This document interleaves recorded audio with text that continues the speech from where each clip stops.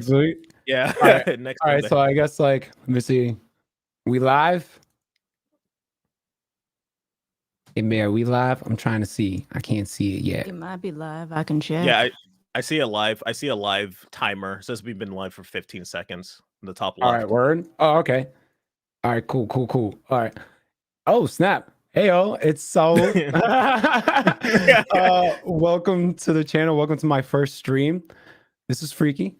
Kind of like this is a definitely first time thing for me, and I'm excited about it. I definitely want to do more of these and have like weekly guests to talk about all forms of entertainment when it comes to video games, comic books, and movies. And before I introduce my guest, I just want to say, your boy was found not guilty today, and we all knew he was not guilty. And to think otherwise, you must be putting your emotions before logic, and that's what's currently destroying our society. But with that said, here's Cedric, my my guest, my first guest, which I'm very excited to have on. What's up, man? How you doing? Good, thank you. How are you? Oh, I'm good. I'm definitely looking forward to this because it was your idea. Even though I was kind of mad when you said it, but not mad at you. But I was just like, you're all right. I'll hold off seeing the Spider-Man trailer. So, He's so like, we can kind of have a I've never thought about like doing like a reaction thing. So like, all right, so we do like a reaction thing, and we're both huge Spider-Man fans. That you can see, Yeah. like I said, it looks like we're in the same room, which is kind of freaky. Yeah. We're at two opposite ends. Yeah. We're like in the black and red. I see what's going on. I didn't even notice that. Yeah, I was like, oh, I thought you just meant the Spider-Man stuff. That's what I'm saying. It looks like we're in the same fucking room. So like that's cool. And yeah, no, I was so excited about this. And yeah, just to even I know we'll have a shit ton to talk about after seeing the trailer and probably like examining it, but then also talk about like what the direction the MCU is going. I know you mentioned you didn't see much of like the shows. But there's a reason not why. much. I haven't seen any of them. The most I've seen is a trailer. Yeah, so there's a reason for that, and I definitely want to go into that. But yeah, do you want to just like introduce yourself a bit, just get everyone's going on the same page? Yeah, sure. Yeah, my name's Cedric Purcell. I am a magician in the New England area. I have a bunch of playing cards and magic stuff around me.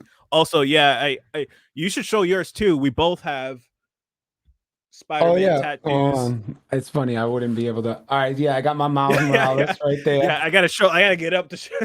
This is cool. I like the look though, and I already know you're definitely a Raimi Spider-Man, so I want to get into that too.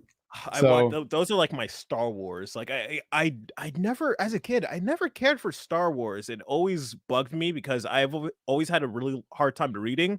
So when the text is scrolling on the screen, I'll read the first line and I'll lose where I'm reading, and then like halfway through it, I'm like, I can't watch this movie. I don't know what's going on. Wait, so you're saying like you like 3 a lot? So is your 3 like the Last Jedi to you?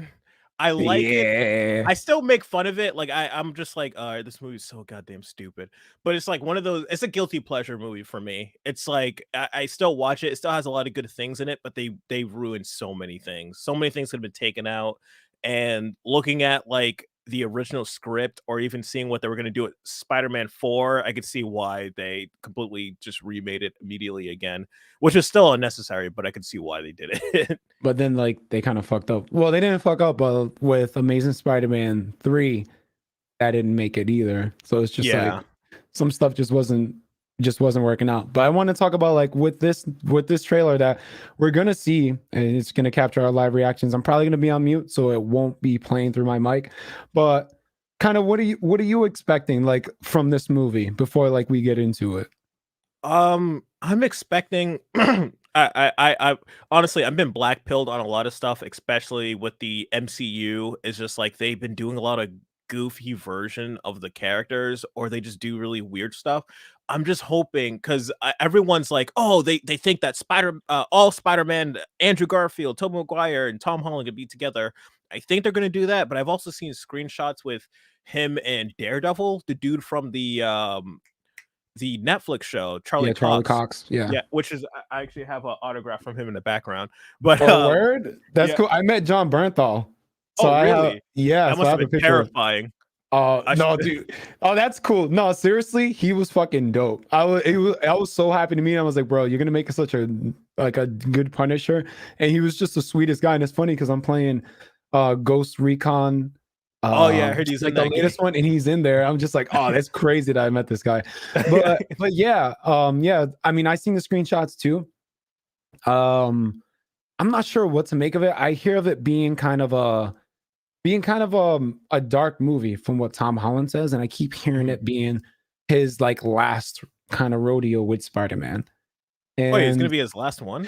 well, that's just like what I've been hearing. I did see something recent where he was talking about, and I definitely think it's probably not his view, but like one of the latest things, it was in boundingintocomics.com, and it was an interview on like where he thinks Spider-Man should go into DC, no, DC in the Marvel universe, and he thinks that they should go with like Miles Morales.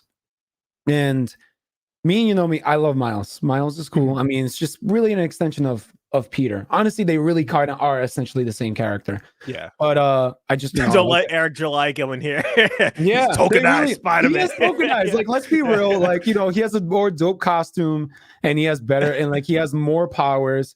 It's just like if you were gonna pick a Spider-Man, you probably pick him because they're essentially the same. But let's be real. I like his costume and I like his powers. But he's a slicker Peter Parker. Yeah, he's like a slicker version. And the thing is, like, he will never really be known as kind of like Peter Parker because everyone calls him Miles Morales. Every time you hear anyone talk about Miles Morales, it's Miles Morales. You're not calling him Spider-Man. Yeah. Yeah. So yeah, I hear that might be a thing with them just because they're really diversifying the MCU. And me, I've kept up with like all the shows. So but yeah, like I would love for, you know, Tom Holland to kind of like be in there to be like a mature Peter. One of the comics I liked when he had like his own corporation, and just like that's why I feel like that's why I liked more of Tobey Maguire, because it was kind of already like more mature. Like he was in high school, but then he graduated. Yeah, and then like he went to college. Yeah. So they already went off that, and I thought that was great. And there was more mature aspects in those movies too, which I really appreciated. So but yeah, before we even actually get into like all those Spider-Mans, did you want to look at a trailer right now? Or you got something to say before? Yeah. All right, I'm looking at this. All right, let me see right here.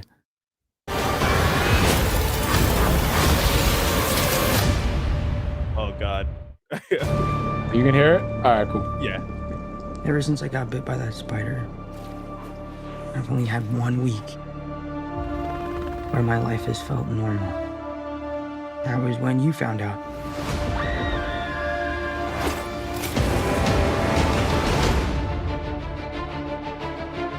When you botched that spell where you wanted everyone to forget the Peter Parker Spider-Man, we started getting some visitors.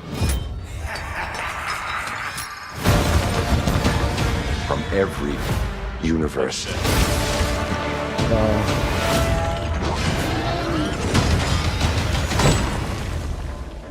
Hello, Peter.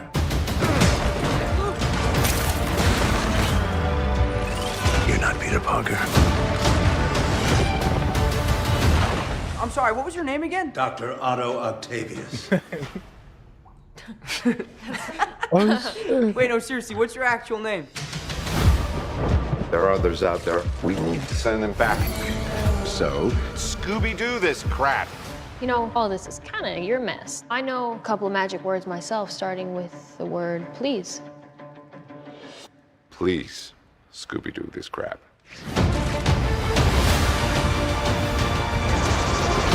You're flying out into the darkness to fight ghosts. What do you mean? They all die fighting Spider-Man.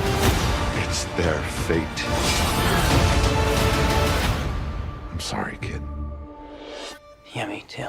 Don't.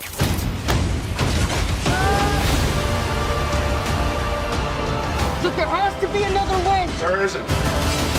They're a danger to our universe. You're not gonna take this away from me. Oh shit. Peter, you're struggling to have everything you want while the world tries to make you choose. This is all my fault. I can't save everyone.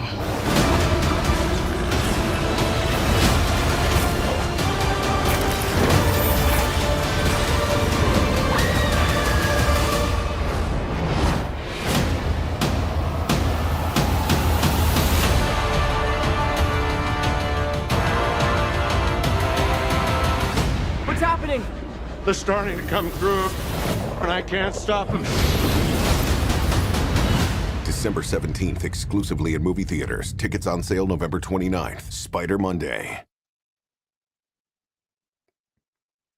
Holy shit. That was actually a really good trailer. I was afraid that they're going to ruin a lot of stuff because a lot of, especially for some reason, Spider-Man trailers, they go off and they just ruin it. I don't know if you remember when the first Amazing Spider-Man came out, they showed the after credit scene in the movie. And they did the same thing with the second movie, and they also showed the last shot of the movie of him throwing the sewer grate or whatever at the Rhino. Yeah, But like that one was still cryptic. I don't know. What's your thought? Sorry, I'm already like no, going I off. mean, yeah, no, it's good. Like, I don't know, like that was crazy. I guess, I mean, I can definitely tell that home dudes were cut from the trailer. Like, I know, Yeah. like, Oh yeah, we know they're there. coming through. We already know who they're talking especially about. with Doc Ock saying like you're not Peter. And Yeah. then the fact that I guess what he says, like it ends with him killing them, and Spider-Man doesn't like that fact and tries to change it. Mhm. That's a very interesting take. I'm not gonna.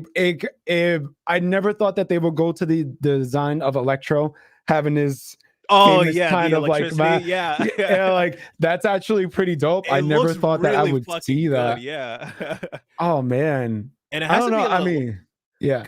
it has to be an Electro from another universe because he died in the second one, plus he was the blue version, which is the ultimate version. That version, Amazing Spider-Man movies always weirded me out because they always did the ultimate edition, like the Yeah. robot Rhino and the blue Electro. I I don't know. mean, if you think Yeah, about it, they all kind of die.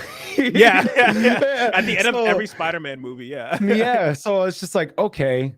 I'm just trying to like think about it like in my head now. It's like, well, I know that they're in a trailer and Spider-Man wants to save the villains. Mhm. It's odd. I wonder where they're gonna go with it. And they said like it's dark, so we're definitely going to be seeing deaths. That's for sure.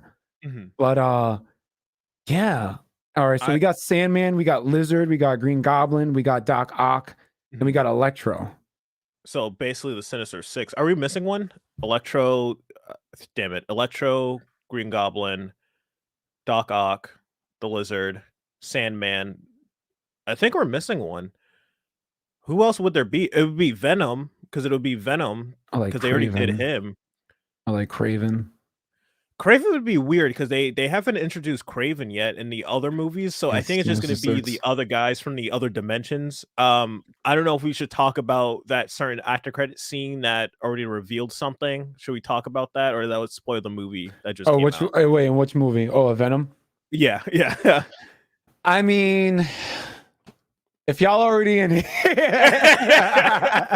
it's just like, I'm probably thinking that if like, because I put on there that we're talking about Spider-Man, I'm probably thinking that people have seen Venom at least. Caught up, yeah.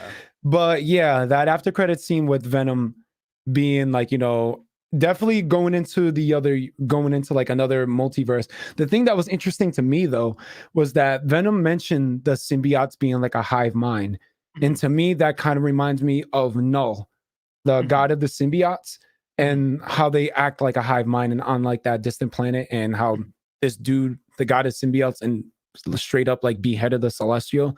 I did hear that. Oh shit. I saw someone's chat say they didn't see it, but yeah, sorry. My bad. Real. My bad. But yeah, I did see someone kind of like mention that might be the next big bad, and that's a very OP character. But yeah, I mean, with Venom, it showed like him, like who's that guy, and then licking the television set.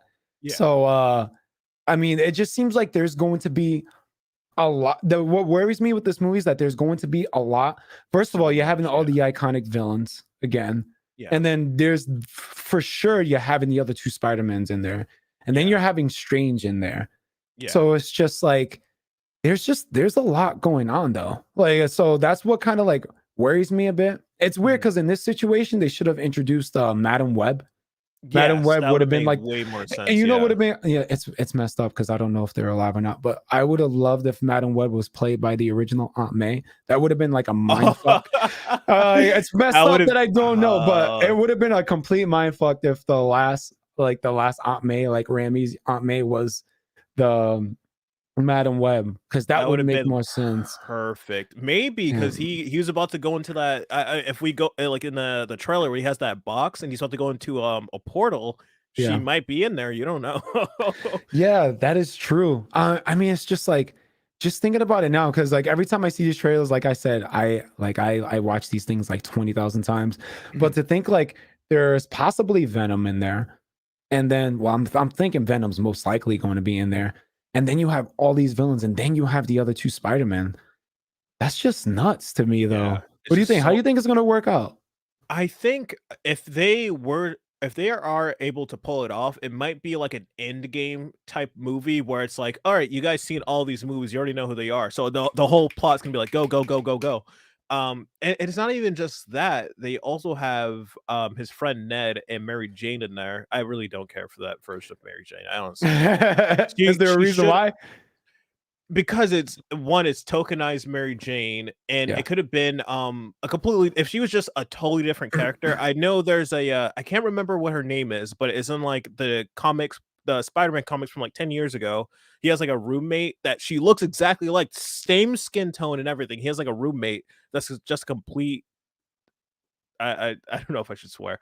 She's just I mean, we've complete. been swearing. I know, no, it was a more discouraging term, but she was just she was an asshole.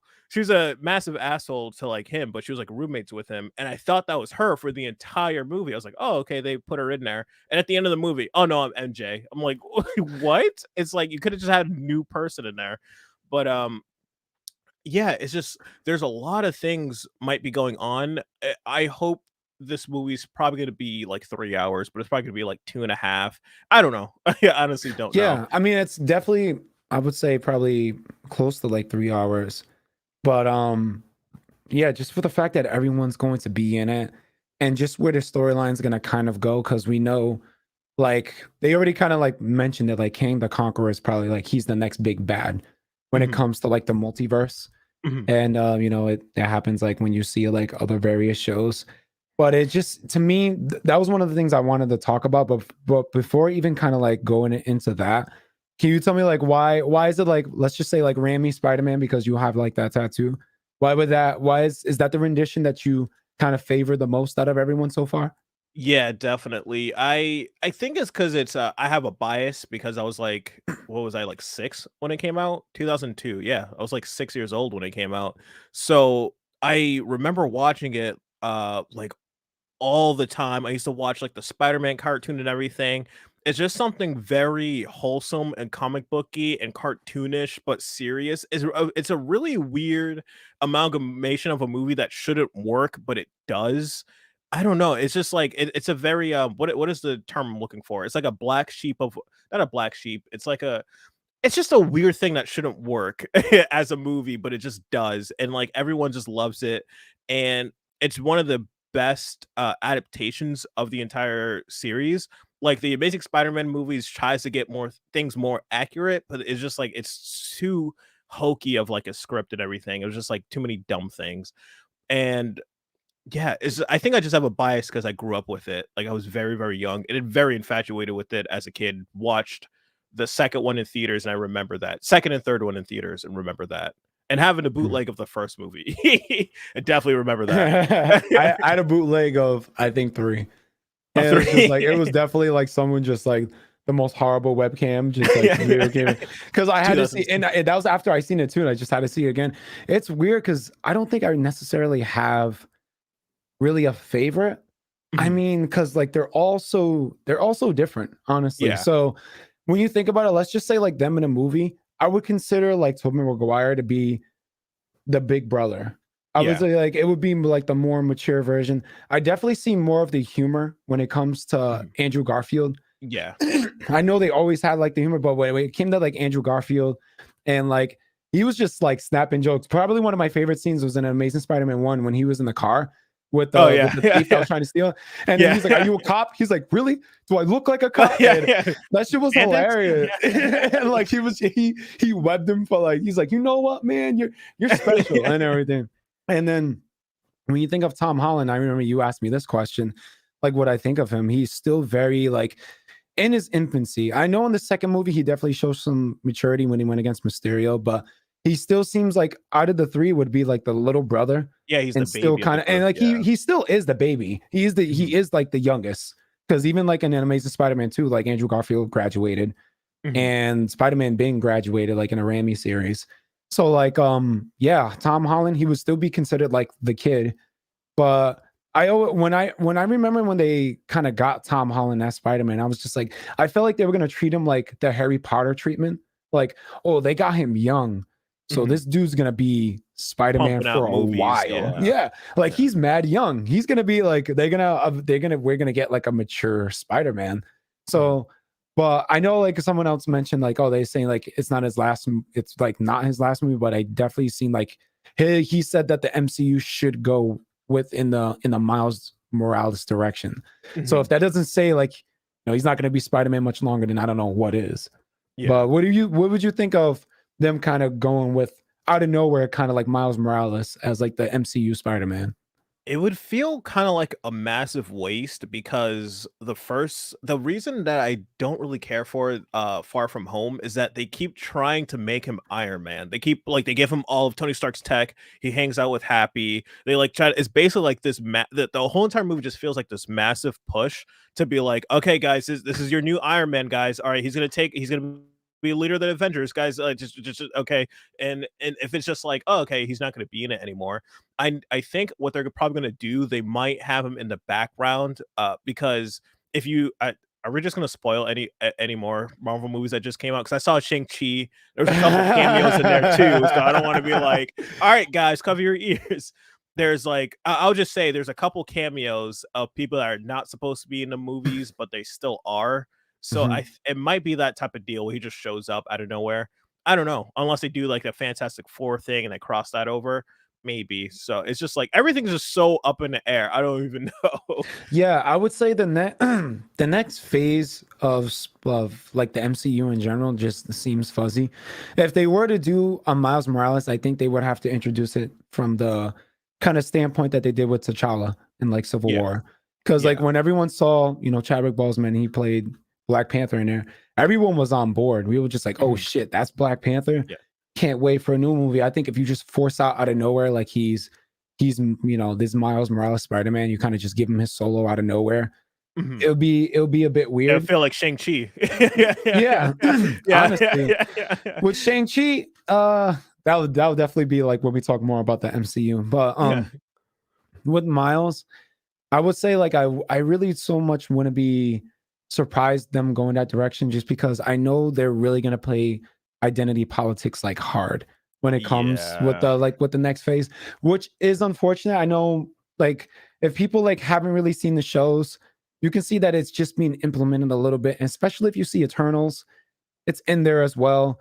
And that's I wouldn't say that's the reason why it's not doing well. There's a lot of factors to consider, like with COVID and all that shit.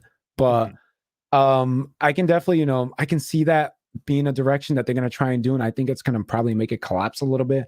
Like I saw they had like a really small teaser for like Miss Marvel, and she said like really small, like a short snippet, like, oh, you don't see brown girls like me save the world. And I'm just like, shut the fuck up. No, I'm just like no, please. I was like, guys, just like, and to be honest, we're seeing an Ironheart show where that comic didn't do well at all. So like Riri Williams being taken over, kind of like making the Iron Man suit, and that comic didn't do well. It got canceled like soon. And also Captain Marvel didn't do well either. So that's a whole nother thing too. But yeah, I mean, I kind of see that. I see like the diversity, which if you think about the Marvel universe, they're all diverse, but I just see it kind of hard being pushed. And then with the Eternals, like I looked at just like the red carpet and their interviews, and everyone is saying like, oh, but the diversity, oh, you don't see too many heroes like this color and everything. I'm just like, bro. First Nobody of all, gives a shit. yeah, like like I'm not gonna lie. One of the things that I thought was kind of funny though was that the Eternals, they are they were made from the Celestials, who basically made the universe. So these galactic cosmic beings that made the universe, and they made the Celestials. And one of the Celestials is mute. And I find it funny. I was like, so wait, you're telling me that they knowingly made a defective, so they made a defective internal? And I was like, these guys are capable of creating universes, and they made an internal that can't talk. And it was You're like, and bruh. then it says like, you know, Marvel's first mute superhero. I was just like, they're going for like the first type things, disabled. and Yeah. And like Yeah. when you think about it, like you see I haven't seen the movie, but you see like there's black Eternals, there's women Eternals, and all these different things. It's like you created the universe, but you end up having like slavery and shit. Like no, it's like when you think about it, and like women can't vote, and they're just like, yeah, it's out of our hands, guys. We just can't. You guys got to figure that shit out. It's gonna take another Yeah. like 200 years. Don't even. It's like Well, okay. they did say like, you know, in the trailer that like, oh, we're not supposed to intrude in like these conflicts, like because of free will, let humans do what they do. And the Celestials told them to kind of like let it go unless you see the deviants, you know, fuck shit up, then that's when you can go in there. But that's like their version of doing it. But the thing is, like, what I found with Eternals, and that was like what, 2 hours and like 30 minutes or like 40 minutes. Yeah. Yeah. And sorry. And like me and my dad, we legit had like a small conversation in between scenes. And like, first of all, we should never be doing that. Me and my dad, we've seen like every Marvel movie together, almost every Marvel movie together since like Spider-Man 1. That's like our tradition.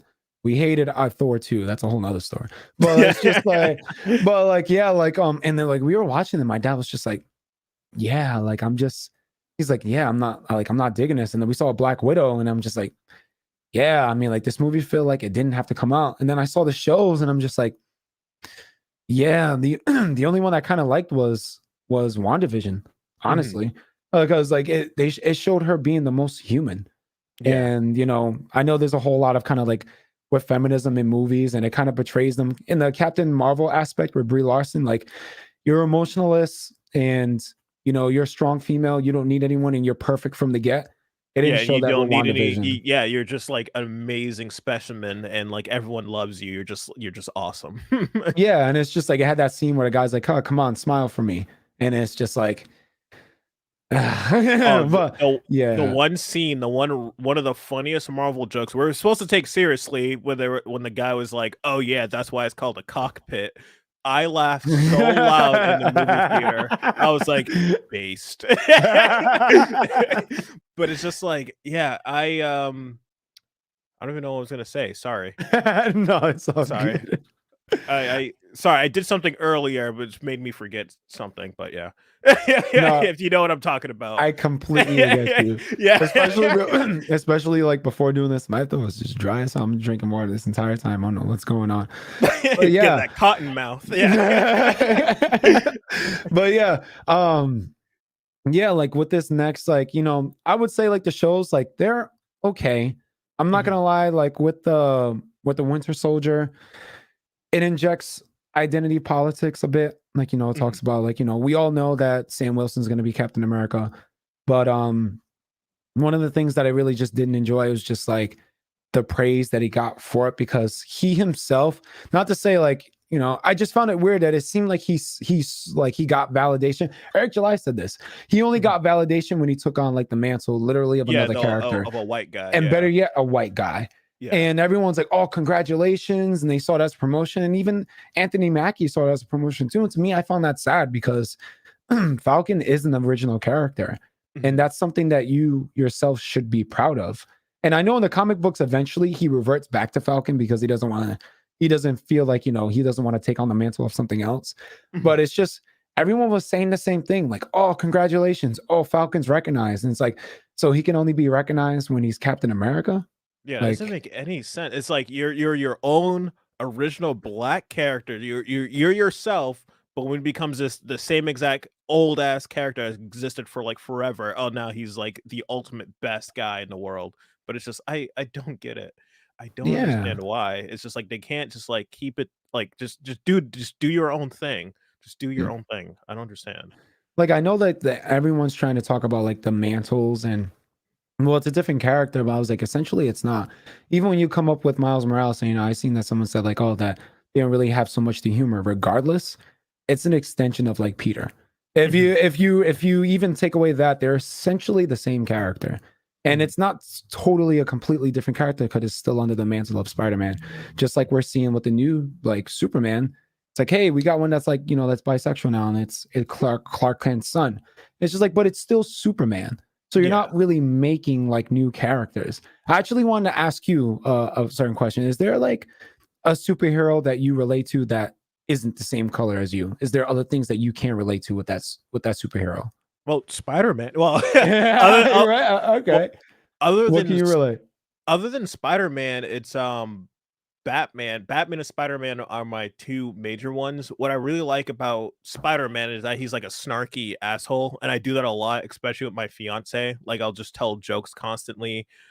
He was a weird in school. I was weird in school and things like Same. that. It's But same. those are the things that really gravitated me towards Spider-Man. And with Batman, I guess it's just like his thought process and his maturity and things, and like the thing with like the justice system and like how he just no, actually, the my favorite thing about Batman, what really made me like him, my uncle showed this to me, is that Batman does not give a fuck. Like someone will just walk up to him like, "Hey, how you doing?" Like meet him for the first time, he'll just not even shake your hand. He'll just look at you.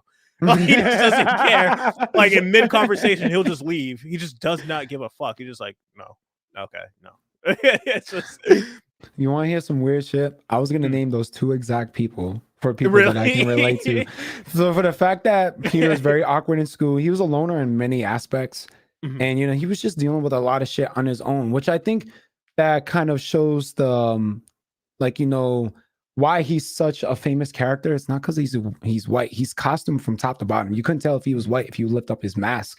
Yeah. But it's just I think it's because he's just so relatable, which is with a lot of characters. When a lot of characters, like when you see like Wolverine and all these characters, it's not because they're white. I feel like it's just more relatable characters. So like with Spider-Man, he was just a loner in some aspects, and with Batman, my thing with Batman is that you can ask Vanessa.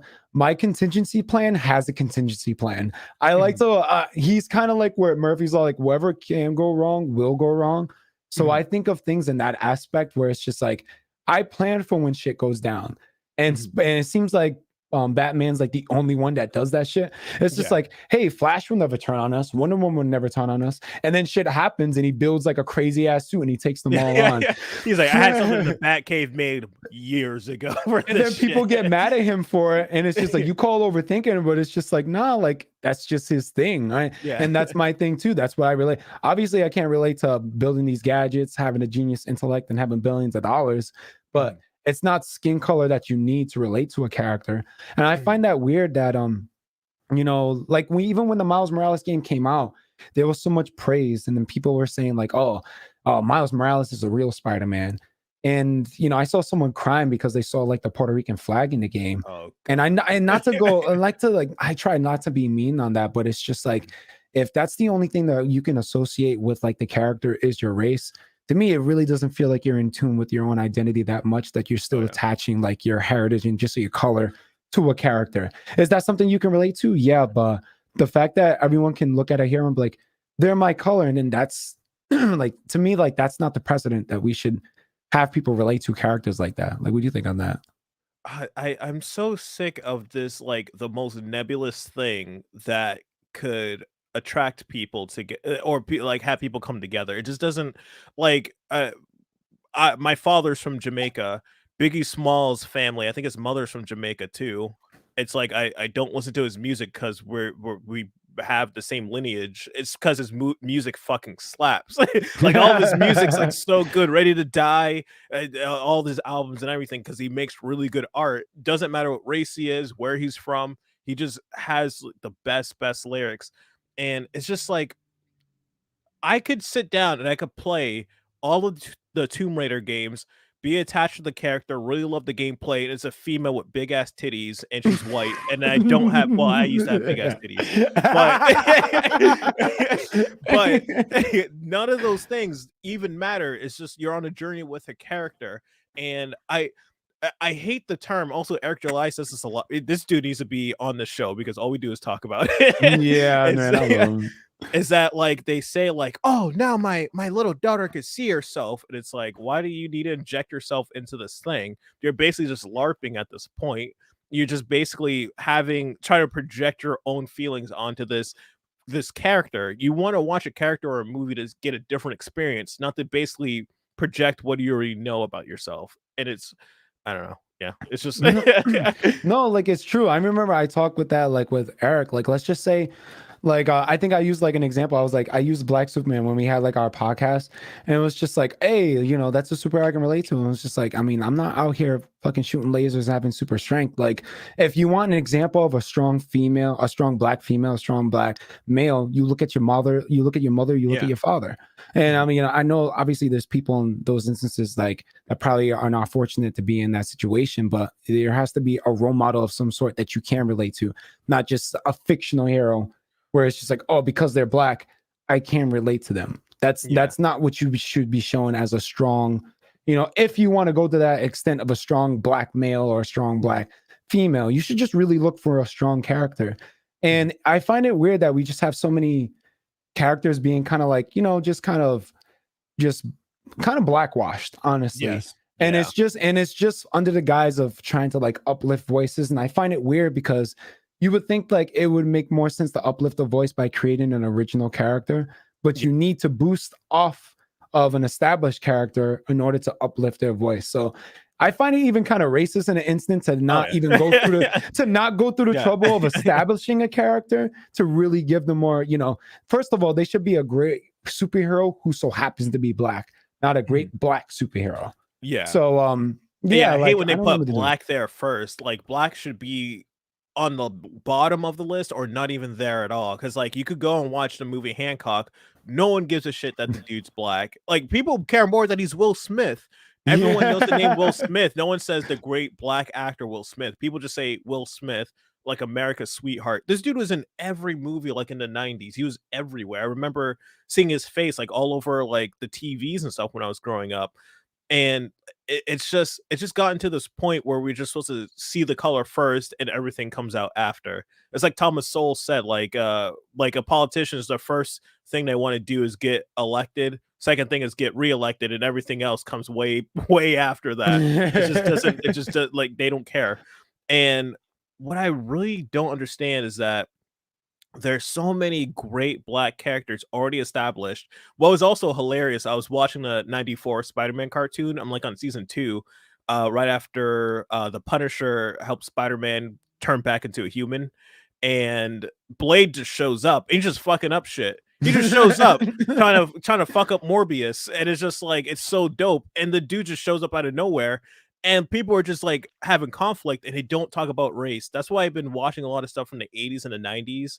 Especially, I just saw the original Predator for the first time. There's like a Native American, a black dude, white people, big muscular guys like in the middle of the jungle, and no one gives a fuck. It's just people just fucking shit up throughout the whole movie. That's all that matters. But we got to be super hyper focused on race and gender.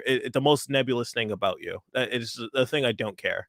Yeah, and it's just, I don't know, it's just so, to me it's just so sad when you keep hearing like, oh, the first black this or the first that. It's just like when you're attaching these things that you had no control over, and that's kind of like what defines you. That to me, like, it just doesn't show like you're in tune with you. Me and you, we're more than us being black. I'm more than being Puerto Rican and Cape Verdean. And it's just like, you know, black and Spanish, basically Miles, but it's just like, that's not my way of like relating to him. And I just, you know, I see that they're doubling down more when it comes to like comic books, when it just comes to entertainment, and it's just under the guise of uplifting voices. And I honestly just, I can't stand it, and I hate it because it feels like it's happening just like more and more. So when it comes to like an MCU universe in the next phase, nothing's really just kind of like fleshed out. but I feel like they're really gonna play like hardcore identity politics. Like, Yeah. I'm excited for like there's even though it's weird, I know that there's a lot of like legal matters when it comes to like the Hulk and the MCU. I love the Hulk. He's probably like one of my top. He's probably like one of my top three. I love like it's Spider-Man, Hulk, and Silver Surfer. Those are like my top three people. And they have like a She-Hulk show, and I'm just like, it sucks that we didn't get like a throwdown with Thanos and Hulk, and we didn't get like a more established. I know supposedly we're supposed to have like a World War Hulk, which is one of my favorite comic book lines like ever of the Hulk, but still, it's just like, and then we have like Miss Marvel, and then we have like Ironheart. It's really honestly all these kind of like tokenized heroes, and I'm like, okay, that's the way you want to go with it. And then you have Loki, and then they introduce another variant of Loki, and then we're having the new Thor movie, and then now we're gonna have a Jane Foster Thor. Yeah, And mind you, this chick didn't want to even be part of Thor in the first place until they threw enough money at her.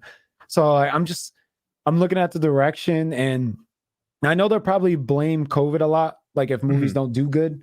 I know that's like they're already doing it now. But but I do have a question for you. Why do you think when these projects fail, why do you think they keep going even harder with it? Oh man, that definitely goes into like a network type of thing. I honestly think that they're really just trying to change culture. At this point, like when I was even when I met Eric July and we were talking about this, and I was like, bro, like they're just doubling down. They're not stopping in these projects, these new comics and these movies. Like they're not making money. They're literally throwing money into the furnace right now. Why do they keep doing it? And it honestly is just them changing culture. And there's just their messaging at this moment is more important. Their ideology is more important than the story. And they know that too. Like we see the backlash that it gets, but then all we see people say is like, oh, well, you're just misogynistic. You don't want to see a female hero. Oh, you're just racist. You want to see a black superhero. And I just think that their messaging right now is the most important thing. And obviously it was amplified with the current events that's been happening over the 2 years. If let's be real, if it wasn't for kind of like BLM, you wouldn't see so many black people now casted as originally white characters. We have like Hawkman now that's a black guy when it could have been someone Egyptian, which is was supposed to be. And then we just have like I think Cyclone, who's also going to be in the Black Adam movie, who was a ginger character, and now she's black with curly hair. We have a black Batwoman out of nowhere. Now we got a black Commissioner Gordon, and I think is what's her face black? She's really light skinned. I think she's they're making her black. Well, like too. in the comics, it's weird because she kind of looks Spanish.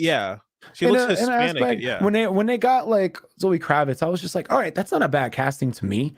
I like when they got like J.K. Simmons as Commissioner Gordon, like at least in Justice League, I was like, all right, that's a great person to put. But then I see this one, it's just like you weirdly cast. You know what they're doing though. Like you just know what they're doing, and they're not stopping. And the backlash that they get, and they just have a very small like percentage of people who really do like this stuff. It may sound loud on Twitter, but when sales actually come up, it's not doing well. Why do you think like anime has been beating everyone's ass for a while? Spawn was actually finally doing good, making a name for comics again, even though like McFarlane's kind of getting a little woke with his movie. But like still like but yeah, go back to your question. I think it's just they think the message is just more important. So we have these huge conglomerates like Disney and Warner Brothers. I mean, they got billions, they got tons of cash to throw away. So they're willing to, like they think it's worth it to do this. And there may be in the more scheme of things when it comes to changing culture, when you want to get into like communism and all that stuff. That's I definitely like my mind wasn't there before, but the more that things just happen and double down, I'm like, okay, culture being attacked is definitely one of the biggest tactics. One of the biggest tactics. So I was just like, yeah, I'm a believe that though. But yeah. My opinion is that a lot of these people that they go to college, they're taught that being black is oppressed and being a woman is oppressed and all these different things, and they work their way up to a company, and so they get a chance to write a fucking Marvel movie or they get to direct a Marvel movie, and their entire goal is just to own the cons or own the right or own all the far right fascist Nazis. We got to own them. So we're going to put black Batwoman. And if they revolt, oh, all the salt, all the tears, all cope. Yeah, we got a black Batwoman and snap those necks, bitches. And it's just like, I think it's definitely an emotional thing where it's just like they have to just constantly be like, "Hey, yeah, we just did that. We just made Superman gay. What are you gonna do about it?" Yeah, like they're just very cocky, and at the end of the day, they still get paid. Like I know some of them do have contracts where it's like it depends on how much money they make, how much money the movie makes. They're like on a commission with the film. I know that's why the whole problem with Scarlett Johansson in the Black Widow movies, like she's pissed because they dual streamed it or whatever. Yeah. But yeah, I think it's just like whenever they get any type of criticism or any pushback, they're just like, oh, they're just far right Nazis, just like complaining. There's only a couple of them, but like there's just thousands. If you ever go into like any of these posts, especially what's the chick's name from Black Lives Matter that ended up buying the mansions? That's what BLM stands for. Buy large mansions. Yeah. I forgot her damn name though. But it's like yeah, Patrice Cullors. She's like not even part of the organization anymore. Didn't she say that? Like she kind of cashed out. Yeah, she bought all those mansions and be like, all right, guys, I'm gone. I'm gonna live with the white folk now. These evil white devils, I'm gonna have some champagne with them. But with her, like with that stuff, damn it, what was I talking about? Fuck. But what I was trying to say is that my point was that when you go on these people's posts, like they'll be like, white supremacy is evil. Kyle Rittenhouse is a white supremacist. And you click on the post, and you want to comment something, you'll see that little thing right there. It'll say comments are disabled, comments are limited. They know it's only a small subgroup of people that will agree with them. They will remove any dissenting comments, all of them, and it'll be like, oh yeah, you just Kamala Harris's approval rating's really low because she's a black woman and everyone's a misogynist and a racist, so that's why they're so low. And it's just like there's no other answer. Yeah, they're just attacking the other group of people, which is just like, yeah, that's just kind of counterproductive at this point. Well, let's just say like even when it comes to like comics, it seems like they're purposely alienating like hardcore fans with like, you know, just like with the new people who like this kind of like woke shit. I even just hate using the word. It's ugly. Well, because like to me, they're not. They're just like they're asleep and they're liking these superficial things. And it's like, yeah, Flash is black. We made it. And he's non-binary. It's like shut the fuck up. But still, but because like it's just like it's such a bitch ass. Like it just doesn't make any like it's just sad to like hold on to something like that, honestly. But yeah, I mean, I feel like that's like their goal. And you see the people that make these changes, they really like thrive off of it though. Like one of the interviews that I saw with the guy who made, I think is his name Stephen Kent, like the new like Spider-Man, Superman's new son, like Superman's son being like bisexual. They had him on the news and he was talking about it and he had just like the most smug look. Like, oh yeah, that's right. I made Superman bisexual. He's taking dick now. And it's just like, what are you gonna do about it, nigga? It's just the way he's like the way he was expressing himself. He was happy to do it, but you see that on like the dreaded place Twitter anyway. You see people like thriving off of it. And it's like, yeah, that's right. We took your character and we did this, we did that. And there's just like no fan service. And you're seeing it across like DC, Marvel, and then just like comics in general. You see like even Kevin Smith did with like He-Man. He fucked that up too. Yeah. And it's weird that people kind of like thrive off that. Did you see that post that Eric July put with all the black people that took over for like the ginger characters? Yeah, it was like Cyclone was on there. I think Impulse, Iris West was on there, and like so many characters. And like you see a part of Twitter just happy about it. It's just like, yeah, that's right. We took these characters and blah, blah, blah. It's like, don't you think more uplifting things will be to establish your own characters? You're telling me that you only feel important when you have to take over established characters because you can't get any shit on your own?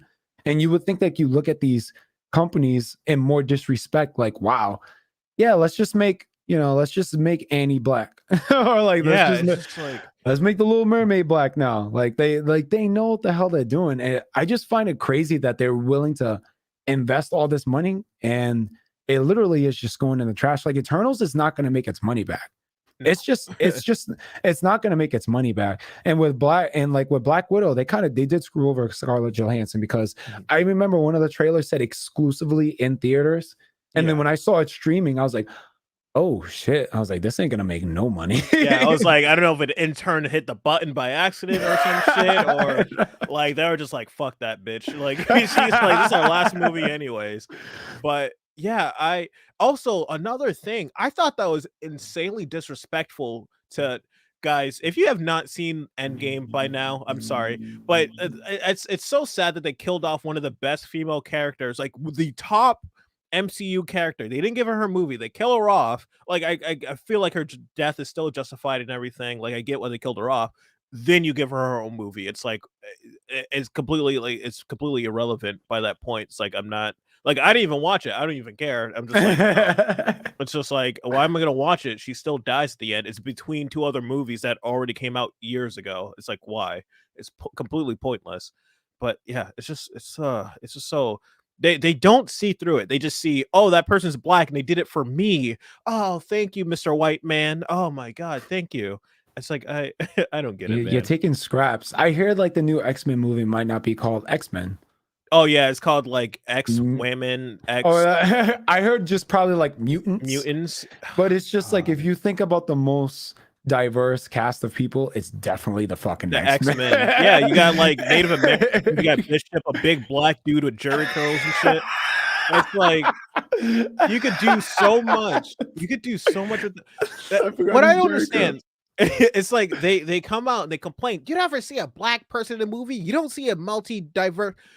We've been getting Fast and Furious movies every like 2 fucking years. It's like a white dude's married to like a Hispanic chick.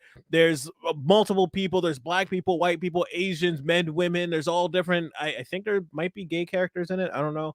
But like you have a multifaceted like movie of just like criminals, explosions, dumb shit and everything. People watch them. Fast cars. No one talks about their race or anything in these movies, and they just want to go out and just have fun. It's just they never. I didn't notice it until like Fast and Furious 7. I'm like, this movie's diverse as shit. You look at all these different types of people. Like you never really notice it. Like I'll be hanging out with my friends and stuff, and I'm like, this is a really diverse group. I got like Asian friends, Hispanic friends, black friends, white friends. Like I'm sitting there at the skate park yesterday, trying to work on my front side 180 for the last year, and I'm sitting there just like talking to a couple other white guys talking about skateboarding, comic books, and movies and stuff like that. We just don't care. It's just like we're just chill. Just like they don't have. I think what it is that they have nothing fulfilling in their lives, so they had to attach it to like a fake character to like reflect off of them. That's why you have these people post their mental illness. They put their gender. They put it's really the only 2 things. It's their mental illness, that maybe they're a political affiliation, because there's nothing interesting about them. They have to put their gender because that's the most fascinating thing about them is what's between their legs. And they always post it. And they always got to let people know because there's nothing interesting about them. They have no accomplishments. Yeah. So I would guess like that's why we're seeing such with the identity politics playing a lot more within comic books, because they don't practice this thing called individuality. And also, I think one thing that they miss with superheroes is just kind of like their trials and tribulations. Like a lot of these people go through some horrible shit, but then come up better on the other side. And they're not better because of them being black or being gay or being trans. Like they went through some shit to be the hero that they are. So that's why you're just seeing it's like, oh, we have a trans Amazon now.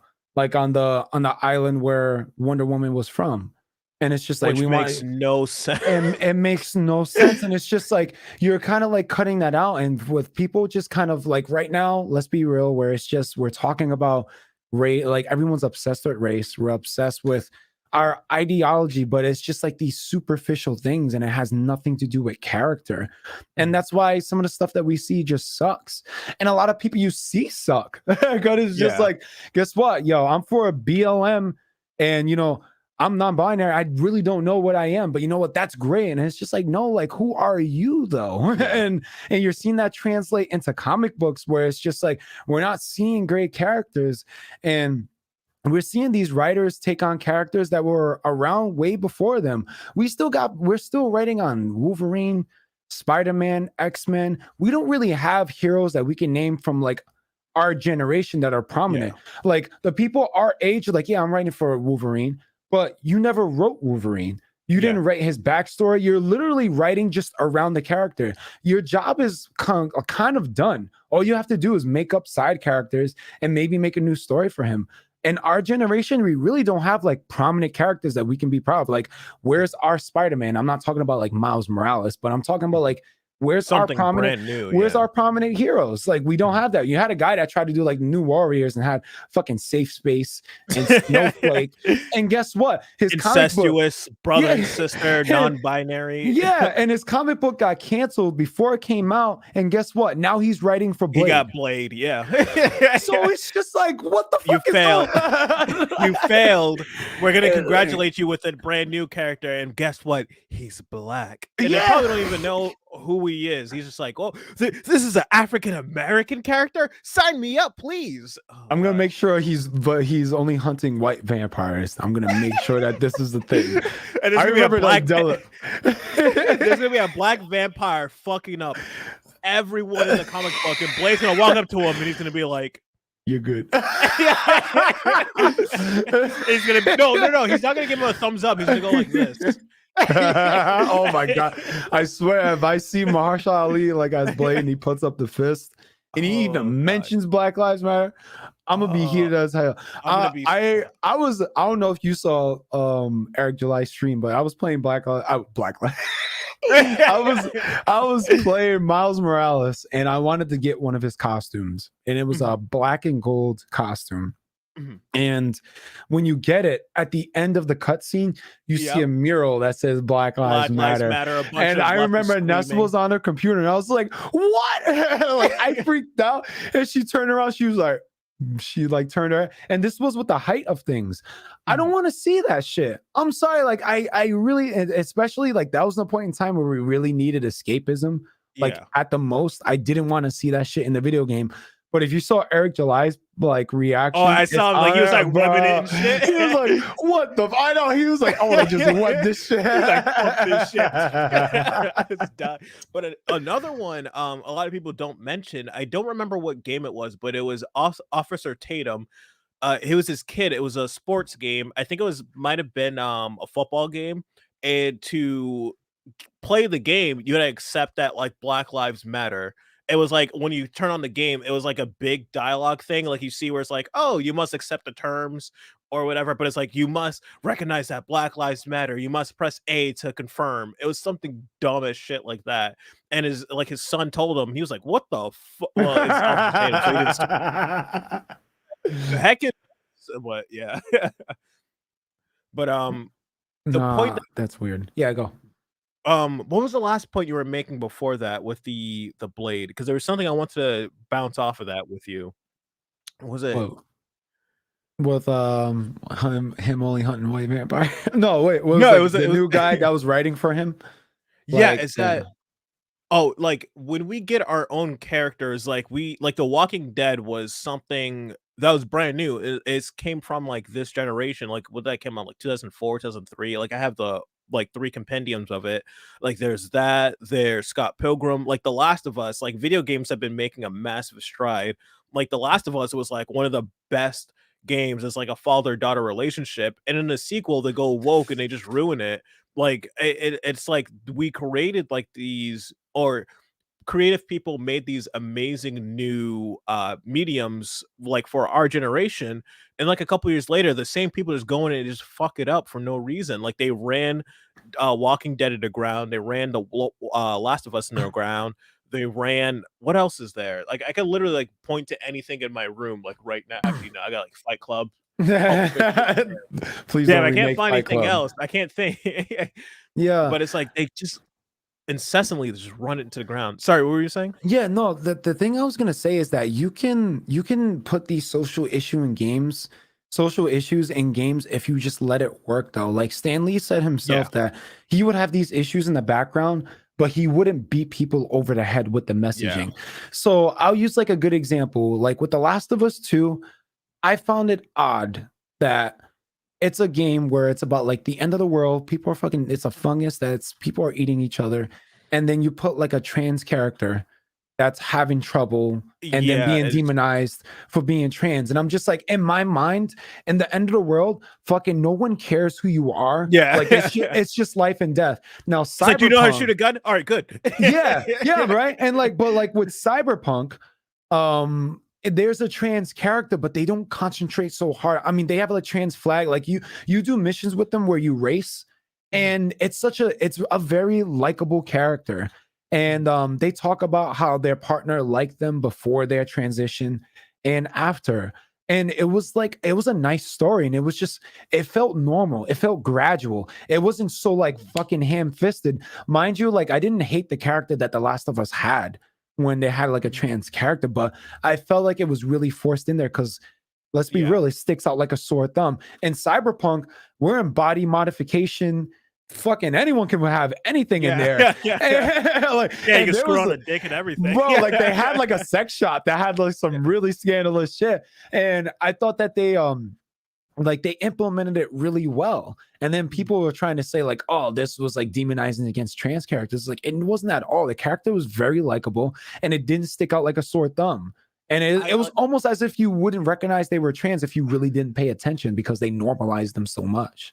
That's what I don't understand is when they normalize it or they just make them like an everyday person. It's like, oh, hey, my name's Tom and like, here's my husband. Like, he doesn't even have to say I'm gay. He's like, yeah, this is my partner, like Jack or whatever. And I'm like, this is homophobic. You can't do this. And they just want the person to express himself through their sexuality and all these degenerate things. One of my favorite fucking characters is a gay guy. You ever see Scott Pilgrim versus the World? Yeah. Wallace Wells is one of my favorite fucking characters. Like I literally read that comic and like I love all the dialogue that Wallace has. And like he's just this crazy weird guy that just like makes fun of his like roommate and stuff. Like he's a really likable character. But if they ever were to remake that thing, they would just have in the book and the movies constantly having sex with random dudes also. But like they'll just make it so degenerate. Like he would just do it incessantly, doing all these different people, like not giving a fuck. And they would just make it just run it into the ground. It's like I don't understand why they do that constantly. Like you'll have what's another character that people gripe over? Sorry, you're gonna have to take over. I'm losing brain cells. I get mid sentence. Like, what? Why am I here? No, no. One thing I was gonna probably talk about, just because like I found it weird that this happened around kind of more of like uprising with the BLM riots. It was completely on purpose. Like The Bachelor, like the first week of the first few weeks, like The Bachelor changed it to a black dude. You're seeing all these posts. Batwoman was changed. Ruby Rose wanted. First of all, the show was just bad, and like Ruby Rose wanted to be off because there was multiple reasons. But then out of nowhere, just making them like a black Batwoman, and it's like the first thing that the actress post was that it's black bat. Oh, I'm sorry, it's Batwoman or something like that. That was the first thing that she posted, and she was like just so excited about it. And then like in a way, it's just like, yo, I'm sorry, but you're getting sloppy seconds. Like, let's not be happy about that. I know we're kind of like all over the place, but are you a Resident Evil fan? Yes, I actually just started with Resident Evil. Like Resident Evil 7 and 2 are some of my favorite fucking games. Like I'd be like, all right. Oh God, 7 is so good. I played during the quarantine. I probably played it like 6 times. I played it on the PSVR probably like 2-3 times. Went to my PC and bought it and played that like another like 2-3 times. I did not expect to like 7 as much as I did. Like it was. Oh man, like even before getting into that, first of all, I love fucking Resident Evil. I'm down to get into that too. But it's just like you see, like on one of the shows that they're doing, Wesker is casted by that black dude that's in John Wick. That looks. and I love him as an actor, but I'm just like, why are you Wesker? It was like it's just like it's not even like for the best job. You are literally the opposite of what Wesker looks like. It's not First even of all, just the that, they're Resident going out of their way to do it. They're Yeah. like, we're gonna get someone that looks, doesn't act, you can't even see him in the role. It's just like, we're not even gonna try at this point. Yeah, and they're doing it to everyone. And like they're literally just like not backing down. So like, I don't know. Like you asked me the question though of like why you see these people, like all these companies or conglomerates kind of like doubling down. Is your answer probably similar to mine, or do you have something to add to that? That I said it a little bit earlier, is that I think they're just very cocky, is that they think that they're owning the cons or whatever, they're owning straight white males. They're like, yeah, we did it. What the fuck are you gonna do about it? I'm the lead writer on this bisexual Batman or bisexual Superman. You can't do anything about it. I'm just gonna keep doing it. And they think that they're just mining salt the whole time, but what they're doing is just destroying their company. And they have all these other woke people. They're just like, Phil, we're not making any money off of this comic, or like we're getting a lot of backlash. Oh no, those are just far right Nazis. They'll be fine. And that's the only way I could really see it, is that they're just so cocky that they can't give it up. But another thing I was gonna say is that when we do have good strides or updated versions, like the first couple seasons, I don't know why the CW does this. They'll have 2 really good seasons, like really fun shows, and then they'll just run it into the ground right after that. Smallville is still pretty good for like the whole run. It was like really goofy. But for like Arrow, everyone fucking loved it. First 2 seasons, like Slade Wilson was like dope as hell in the first 2 seasons. Yeah. They run into the ground season 3. All right, season 3, they had the Flash show up. First 2 seasons, really, really good, really fun. Dude trying to get fast and everything. They tokenized a few characters. All right. But it's still a fun show, really wholesome. Season 3, they run it into the ground. Season 4, they have a feminist episode. I remember this because this is the last fucking episode I saw. This is like 4 or 5 years. I just thought, I'm like, all right, I am done with the show. Sorry, my fiance is calling me. Sorry, hold on a second, guys. Sorry. Entertain the guests. Sorry, just give me a second. No, it's all good. It's all good. But yeah, no, let me look at some things that everyone's talking about too. I'm just glad that everyone's in here. Let me see. I get confused. Oh, seems like everyone's talking about still Scott Pilgrim. Any other questions? Well, it's you don't like the scene where Abby teaches the player who to play golf. Damn, little fox. That's kind of messed up. All Vol Kittens here. Hello. Esteban, Bender. All right, I'm finally just kind of like catching up on things here. The new Kamala. Oh yeah, I actually didn't get a chance to see that new Cinderella, but I heard it was just probably the most horrible thing that's been around. Well, I mean, they're just gonna tokenize everything at this point, but no, I heard it was actually cringy as hell. I probably would see it though as like a funny movie with Vanessa. They kind of just get some laughs. Yo. Sorry about that, guys. No, it's all. Oh, was it an emergency? It was all good? No. She was just asking me if I had any ice cream in the freezer. She's Oh my God. right now. Yeah. It's like I gotta take care of business, guys. I'm sorry. I'll be back. I literally called her job today. I had the day off, and usually on these days I do a bunch of like chores, so I had to go to the dentist and everything. And I called her earlier because we were planning to play some Animal Crossing. She's been playing that. I bought her a Switch at the beginning of the pandemic, and she got Animal Crossing, and I've always wanted to play it with her. And I found out a way so we could both play it at the same time and stuff. And I called her job, and she's a vet technician. And the person picks up. She's like, "Oh, hey, she's in a room with the animal right now. Should I call her?" I'm like, "No, it's not important. This is I'll text her." And then just hung up. I'm like, "All right, no problem." Yeah, it's always something stupid. No, but was there a chat at all? Like I don't know if I could. I mean, oh yeah, no, because I just have it like disabled just for like us to talk to. Not seeing like many questions. I mean, more than happy to like take on any questions that anyone wants to like kind of ask. I love answering questions. That's just like my thing. No, it's just like people were talking about the current Cinderella that came out. I don't know if you knew about that. It was like on Amazon. Is it Amazon? I think it was. That one, because I thought you were talking about the Disney one that's like Sneakerella or something like that. Oh no! First of all, I don't know about that one. I just heard of that today.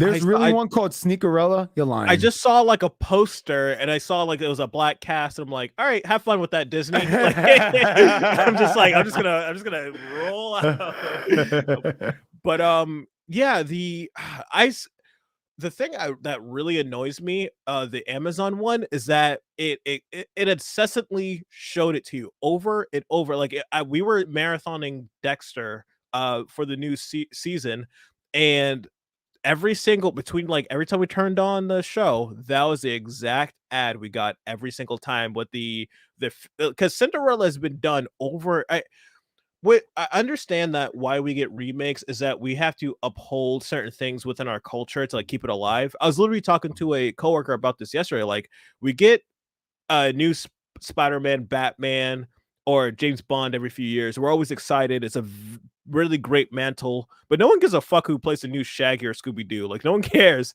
because like they're always like they're always just reenacting the original version. But like with Cinderella, we get like a new version like every year.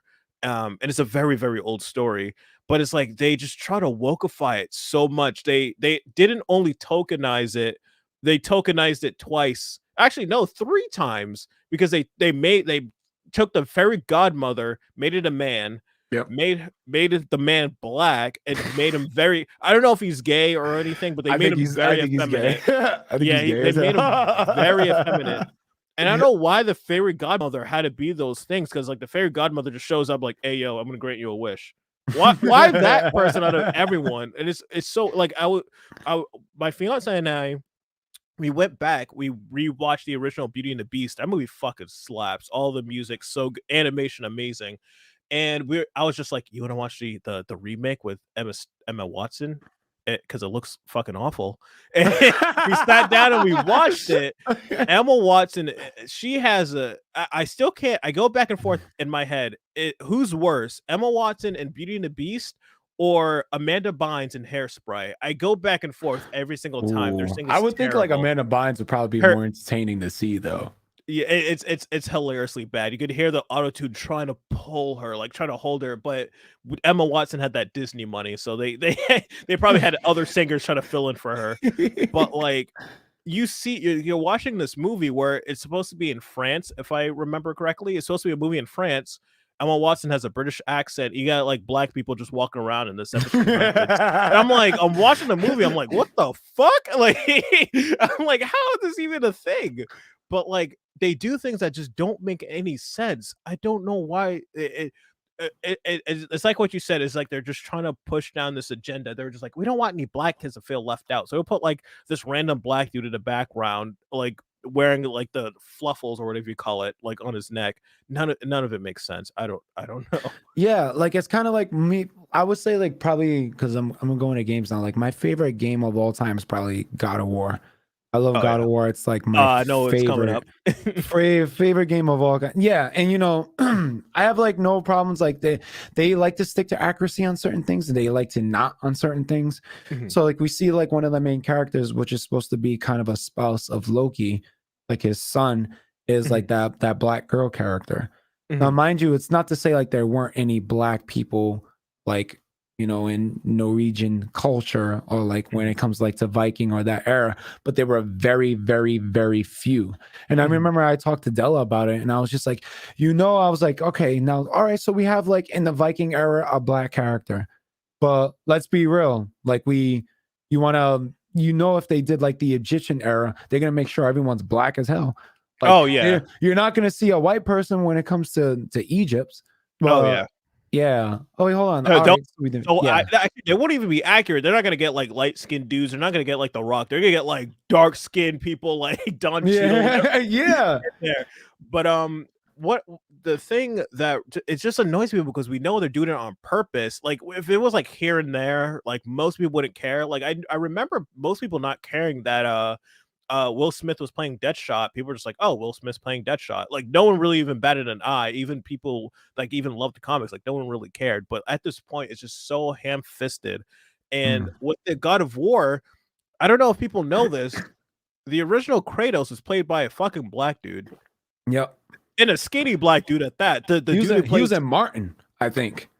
Was he? He was one of his friends in Martin. Yeah, That's so it was dude with random. the and he has an epic ass voice. Yeah. And I remember, yeah, and I remember because like I love God of War so much, and like because of I remember when I first wanted it, the guy at GameStop told my dad, "Well, there's a sex scene in there," and I'm just like, "Can you like shut the hell up?" And like I didn't get it for like another 2 weeks, but I saw someone's question like, "Oh, how do you feel what they done with Kratos and God of War?" I mean, after playing all the other God of Wars and even on PSP, because they had like a couple of games that are in there, like Chains of Olympus and other stuff. That was my gym in middle school. Bro, first of all, like the new God of War, I got so obsessed with it because like it was an inspiration to me because it was like they took something like a franchise that was already well established and they're like, you know what? Let's just start over. Yeah. And they took this character, which was like, in the game that was essentially hack and slash. And they took this guy that was like this character that was just so fucking mad. And even though he was the reason for his, like, he made his own mistakes, he built like his bed and he had to sleep in it. But like when they show him like, in this era and him being a little bit more calm, having a son, even though he previously had a kid, I loved it though. Like it was honestly like it was chilling to see like when they had the announcement trailer. I was like, oh my God, they're doing Kratos like this, and he's more wise. He went through a lot of shit, and now he's in the Viking era, and he has a son, and he's trying to be more calm, and he's trying to like. I honestly loved it, and I love that like an essential character was like the mother, even though she wasn't even there. It was a really great bond when it shows like between a father and a son. And I know that a lot of people can relate to it where it's just like maybe you're not that close, with a parent. And it was, to me, I don't know, it was beautiful. It was a weird way to say that about a God of War game, but I loved all of the dialogue. I love that there was no cutscenes at all. It was all this one long run. Seamless. And and it was just fucking like the music, everything was great. I'm kind of scared for the next one. I know it's not I know it's not Cory Barlog. I don't agree with his views at all, but I love his style, like what his direction of the game is. But yeah, like what do you play God of War, right? Like that was your game too? I have a Vita in my next room. I got 1 and 2 on there. The one I haven't played that much was 3, but I played 1 and 2 Chains of Olympus a lot in middle school. I had the Kratos PSP when you damn, I don't have like I had the PSP where you remember, I think it was on this side when you had the battery cover, you have Kratos' face. It was like a silhouette of his face. I played that a lot. God of War 4 was so fucking good. But fuck that game when you go into the hard difficulty. It's like one hit death. You're just like, all right, I'm just not even gonna. Did you fight against the Valkyries? I think I did like 1 or 2. And then I went against all of them. And then I went against the Queen. And I lost like 9 times. And I threw my controller, but I finally beat this bitch, and I was so happy about it. Oh man, we're getting seriously, like I jumped up, I was like, oh fuck you. I was so mad. This bitch, like yeah, because like she was one of those, like if she did one hit, all your life went down. Yeah, it's just, I hate characters like that so much. All right. Oh no, you haven't seen these. You got a question, is like, have you seen the Disney's What If? Nah, not too bad. Some feminist stuff and some black stuff. You haven't seen any of those? No, I just don't have any interest, because after the last movie I saw was Shang-Chi, and before that was Spider-Man 2. Well, not Sam Raimi's, the it's Far From Home. It's like that means I haven't seen any fucking movie since 2004. But that's the last one, because after Endgame, I'm like, that's a pretty nice place to wrap up. Like maybe it would be cool to have like a show there, like a movie here and there. Like it was like little sprinkles, but it's like they're going hardcore. You're getting like 17 different shows. Like I don't remember who it was, but I saw a video show up in my algorithm about Star Wars, and like they're pumping out so much Star Wars content. Like if you want to consume all of it, it's going to take you years upon years to consume it. And it's like, I don't know which ones to watch first, which one's going to be relevant, which one's going to be irrelevant, or which one's going to waste my time. It's all over the place. It's like I don't even know. It's just like it's just too much out there. It's like shoving. It's like what it is. It's like someone's taking like shoving their hands into a bowl of all your favorite candies and just shoving it into your mouth. It's like it's like you don't know how to react. It's like thanks. I don't know, but what's your thoughts? I'm gonna switch out my battery. My battery's dying on my camera. No, that's all good. I think I'm gonna. Who is this? Someone said like, "What's your favorite game aside from God of War?" That's My hard. my favorite game or your favorite? Oh, well, both of us. Yeah, I think it would be both of us. I mean, like for now with me, probably. Oh man, it's hard because I have like probably one of my favorite games that I did some like hardcore bonding with my dad was like Final Fantasy VII. Mhm. But I love Resident Evil like Yeah. a lot. Like Yeah. Resident Evil is probably like one of my favorite games ever. I know people like shit on like 6 and like other ones, too much Mhm. action, but like Village, I really like Village. People got like That kind of one's like shit really for good. that. I liked Village a lot, but I would say, yeah, I would say probably I'm gonna go with Resident Evil. Like I love Final Fantasy, but I definitely play Resident Evil a lot more. So I would say like God of War and like Resident Evil would be like my thing. Like what's a favorite game of yours? To me, that's always kind of like a hard question to like I answer.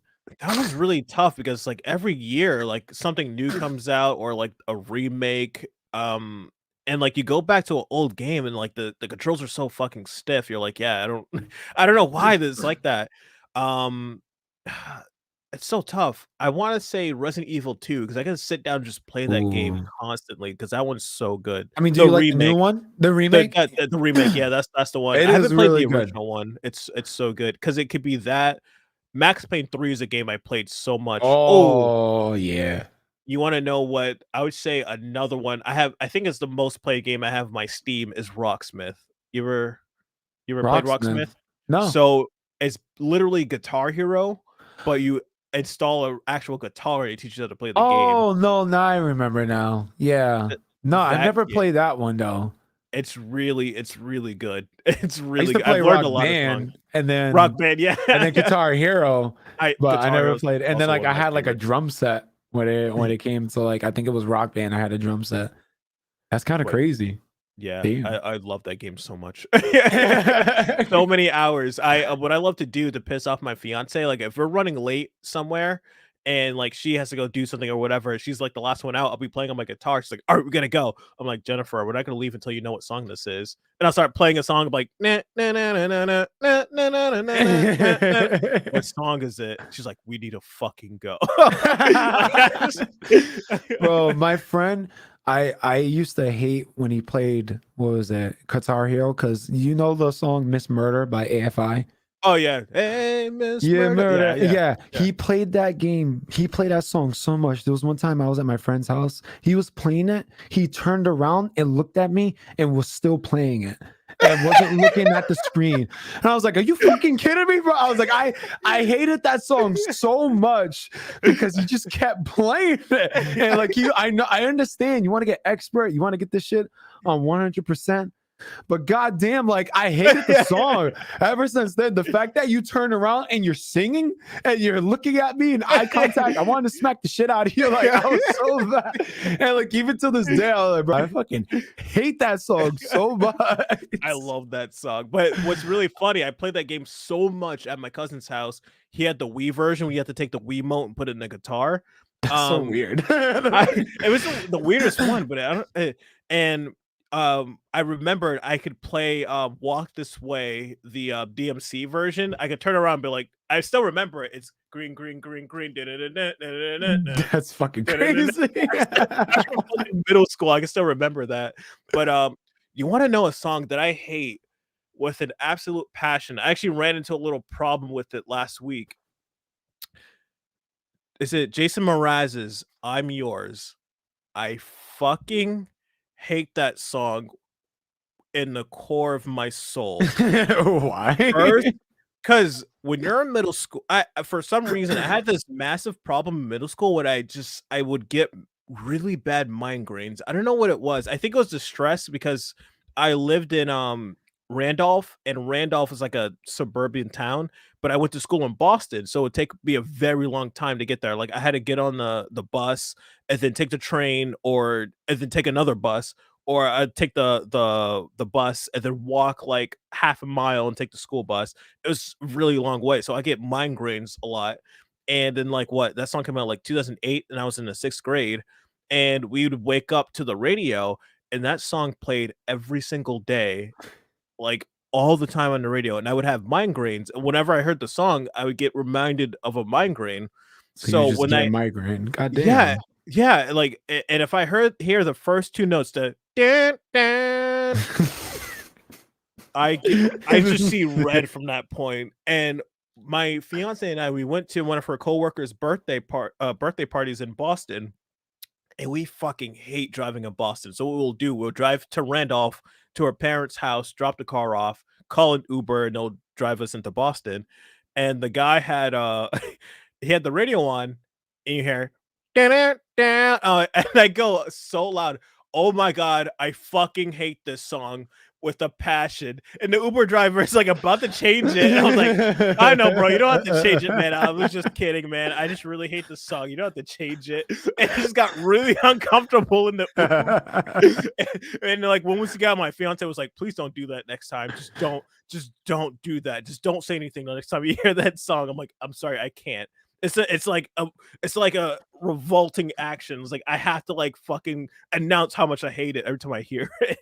Oh god. I actually got one here. I said like, all right, what was, if you can, I'm trying to remember. I said, what was your first video game and your current favorite game? Like the first video game I ever played, or like one of my first like remembering video game experiences. I'm gonna go with first remembering game experience, because that's very like first game. I would say like first really gaming experience would probably be like Crash Bandicoot. And like I remember playing Resident Evil 2 with my dad, and he let me shoot a zombie, and then I kept shooting the zombie while he was dead, and he grabbed the controller away from me because he was like, "You're wasting my ammo."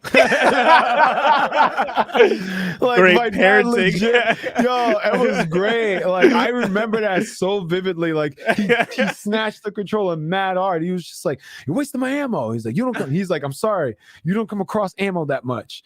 But like my first, but like my first like real like kind of like gaming experience, yeah, it was probably like Crash Bandicoot. And my favorite currently is still gonna be like God of War. Like when the next God of War comes out, even though there's probably I'm banking that there's probably gonna be some shit I don't like. Like the guy who plays the new Kratos, I very much don't align with him at all. Didn't he wear like a Black Lives Matter shirt or something? Yeah, He was wearing some like type of he has shirt. the flag and everything in his background all the time. He virtual signals all the time, but he's a great predecessor, like a great voice for Kratos. Like I can't deny that he is. That's the only thing I really care about. Their politics. That's all I care about. I don't care about. I don't care. Like Corey Barlog, and like it shows him like fighting with people. I don't give a care. Like I don't care about your shit. Like yes, you make this great art. Just continue doing that. But I'm like I can't say like I'm not gonna buy like the collect. I bought the Stonemason edition of the last God of War, and I know for a fact that I'm probably gonna get like the special edition of this God of War. Now I'm gonna be heated if they give me like a statue of just this random black chick, because I'm just gonna be like, all right, what the hell? All the merch you're gonna play as her. It's gonna be The Last of Us 2. Bro, they better not go woke. Look, Vanessa's like, yo, don't put that on me, babe.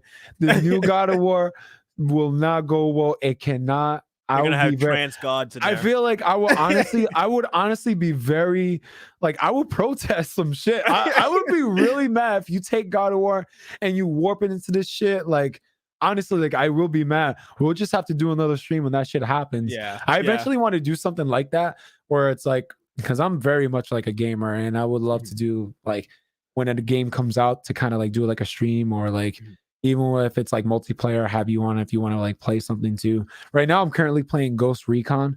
By the way, it's only like $20. This is a Black Friday sale that's on like Green Man's Gaming. Definitely get it. It's like $7 for the standard edition. But yeah, like this God of War, I mean, it was already like not a good sign, kind of like seeing with that character. I'm thinking like they have a black girl because they may tie into another mythology, and I heard the next one's going to be Egyptian. So this one, like God of War, they're sticking to accuracy, but not completely.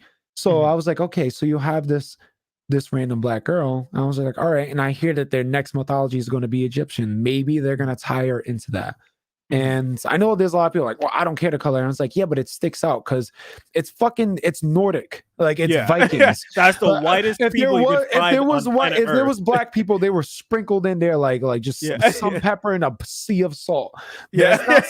It's not saying that they weren't there, but let's be real. If you do Egypt, you're gonna get black ass people. You know it for a fact. Oh yeah. But yeah, I mean, like that's definitely that's my fear. And I forgot like when's it coming out? Is it coming out this? No, I don't think it's coming out this year. No, I think it's it's coming out coming out next year. definitely like next year. Yeah, definitely. Maybe even 2 years from now. Yeah, Probably definitely and the next year. thing why I always liked about God of War is usually almost came out around my birthday. So like Mhm. around March 20, like third, like my birthday's the 21st.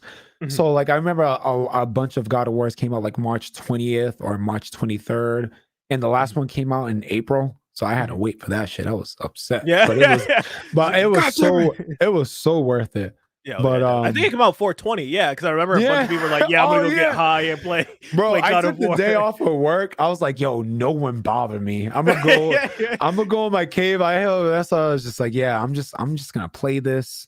Don't Let talk me to be me. blessed. I was like, I Yeah, literally, yeah. I wasn't thinking about like, I wasn't even so much doing working out as much. I wasn't even like, I didn't have anything. I had God of War. And I was just like, let Yeah, me yeah, just do this. Just don't stir me. She had like, I think she had like Twitch at the time. So I was just like, you yeah. do that. I'm gonna play God of Don't War. show I'm gonna your be face. Yeah, yeah, and yeah. I Don't was speak on to me. dude, I was on that shit for, and I love the fact that it was like more than like 40 hours. So I'm expecting this one of like, yo, please be like 60 hours, 70 hours plus, so I can be all in on this. I'm gonna Definitely. clap the God of War games cheeks for sure. Like, let's go. Oh, no, snap. don't worry. I'm still here. It said that my battery died, but it's like it's a full battery. I don't know why I did that. Yeah, it God said it damn, died. man. Cameras are pressed. It needs more Yeah, power. no pressure. But, Imagine if the error sign was just like a fish. There's a Pan-African flag right there. It's like I just been trying to subvert him the whole time. What was it? It was saying your first gaming experience. The thing that I remember the most. So when I was growing up, we had a PlayStation 1 in my house. And we had a disc. It was Atari's like best games. So growing up, one of the first games I remember playing was Pitfall. So it was Oh, shit. oh dude, we used to play that all the time. I remember the sound effects like like we were playing that. We would play Cops and Robbers, Chicken Cross the Road. Like it was like these primitive fucking games playing on a primitive well, it was like new-ish at the time. So this had to been like over 20 years ago because right after that, like soon after, my mother got my dad an Xbox, like when it first came out. And I remember playing Halo for the first time, and when like the shit blows up and everything, I was so terrified to play it because you have these aliens come out. I was like 4 when it happened. I was like, I can't play it. I'm scared. I can't play it. But a newer game that's like my favorite, a game I sometimes I'll just throw on just for fun is Doom Eternal. It's so good. Like I played it. it's dude, like it's so good that I listen to the soundtrack by itself. Like I listen to the soundtrack when I work out. it's I listen so good. that shit hits though. Like it's great. And I love the story too. I just love that he's kind of like a John Wick Yeah. of like the underworld. He's just a badass in like every sense of the word. So it's just he doesn't speak much either. He just fucks shit up. I love it. It's just like he just doesn't care. He's just like, yeah, I'm just gonna take his face and just rip it in half. Like it's just so overly violent that it's just I love it so much. But you reminded me of when you said like with Halo. I remember when my dad, when I had the first Xbox, and we were thinking about we ended up getting it modded by my uncle. So he gave me like Game Boy Advance games and PlayStation games that I can play on the Xbox. Ooh, And you can and you can also like kind of copy games on it. I was like, I don't know what the hell he did, but like you can literally get games and like, he's like you can make shit. toast on it and shit, Bro. Like, it was like a microwave, a fucking Swiss Army egg, like legit. Like I can take a game and just copy it on an Xbox and then play it. So I remember my cousin played Halo 2 before me, and he was playing live, and my dad was thinking about getting it for me to play on live. It was the worst example. Like it was like the worst case scenario. What would have happened for my dad not to do it?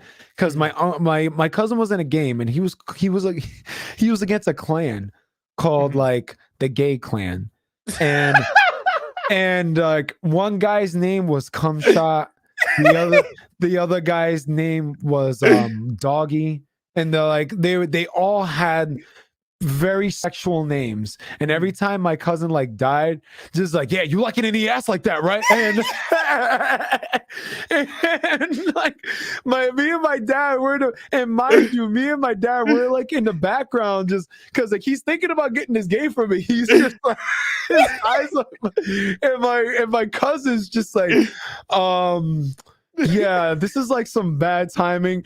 And then like the guy that kept killing him the most was Cum Shot. And every time he's like, yeah, all over your face. and then I remember after that, my dad was just like, yeah, I'm not gonna get you that game for a little bit. I can only imagine what was going through your mind. Just dude, I first of all, I didn't know what the fuck a lot of that was. My dad did, and like it was just like I was just like, okay, like the gay clan, but they were just saying some really gay shit like after every kill. And like you can hear it after. It's just like some guy was like whispering and shit, and like that just made it even more uncomfortable. It's like, yeah, I know you like that. And it was like I remember it because it was just like it was a very, mind you, I'm in the room with my uncle, my cousin, and my dad, and we're just sitting there just like listening to this, and my dad's just like, and like I'm like, my cousin's having fun though. Like he's shooting people. He's the only one just having he's getting killed. But it was always that awkward moment when he got killed and we heard some really gay shit. And like so like my dad, I ended up getting the Xbox. I didn't get Halo though. But I ended up getting the dude, but I'll never forget it. Yeah, they were called the Gay Clan, and they were just really good. they were really good, and like, yeah, people are forgetting like, yo, those are like the Halo 3 days, the Modern Warfare 2 lobbies. Like, it was just I have a story about that. Like, I remember this is like in high school. I think I was like I definitely was in probably a sophomore year. I had an Xbox 360, and I think we were about to play. I don't remember what game we were playing. It had to been like Call of Duty or something. I joined one of my friends' lobbies. He's black, but I don't know who the other kids were. They were like from a different school or whatever. And I joined this lobby. My name for a lot of stuff still is like Black Magic, some type of number 906 or whatever. Black. A lot of kids call me Black Magic in middle school because I'm black and I did magic. Like I didn't come up with that name. I swear to God. Yeah, I got that a lot, and so I put that name on a lot of stuff. And I joined his party or whatever, and they were like, "Oh my God, it's Nigger Magic! Hey, what's up, Nigger Magic? Hey!" And I immediately just left. I left. I was like, "All right, this is really uncomfortable." I was just like, "No." I'm not gonna report them or anything. I'm just like, "Yeah, that's just really uncomfortable." The first thing I heard, I was like, "No, I'm good." I was just like, "No, I'm done." No, bro, not nigga with a hard R. I know, like they went plantation owner on you. Yeah. Like, hey, boy. They call you Nigger Magic, do you? It's that boy Nigger Magic here. Make that cotton disappear. Come on.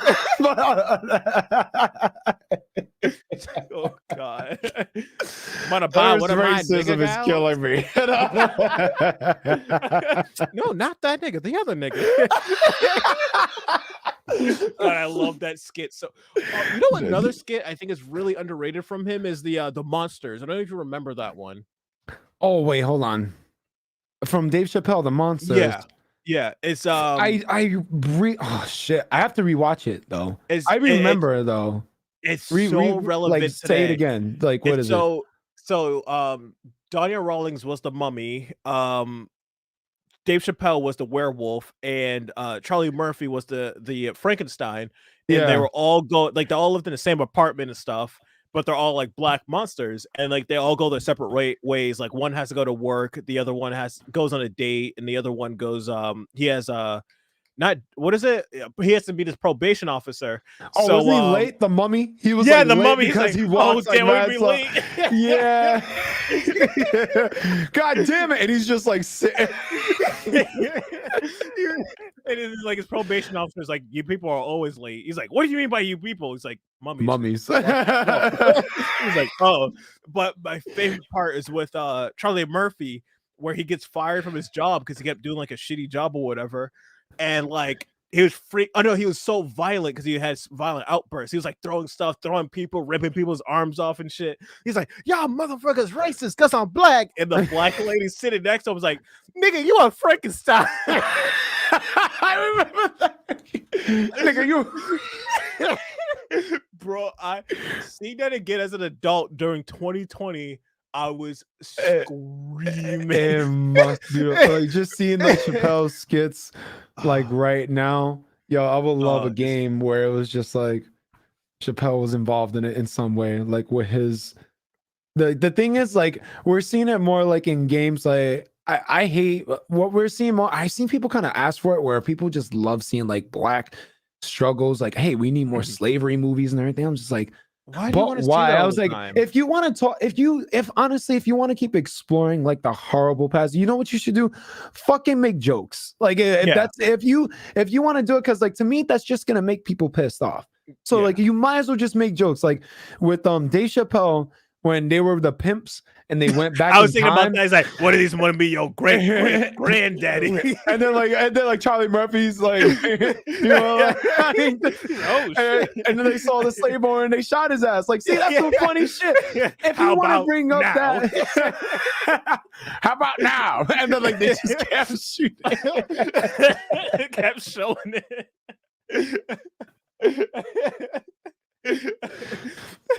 All this racist shit is funny. I don't care what they say. We remember when he played like the little fairies on people's shoulder, and he was like the Spanish. He was like illegal leopard. Oh, it's leopard. Come on, man, it's leopard.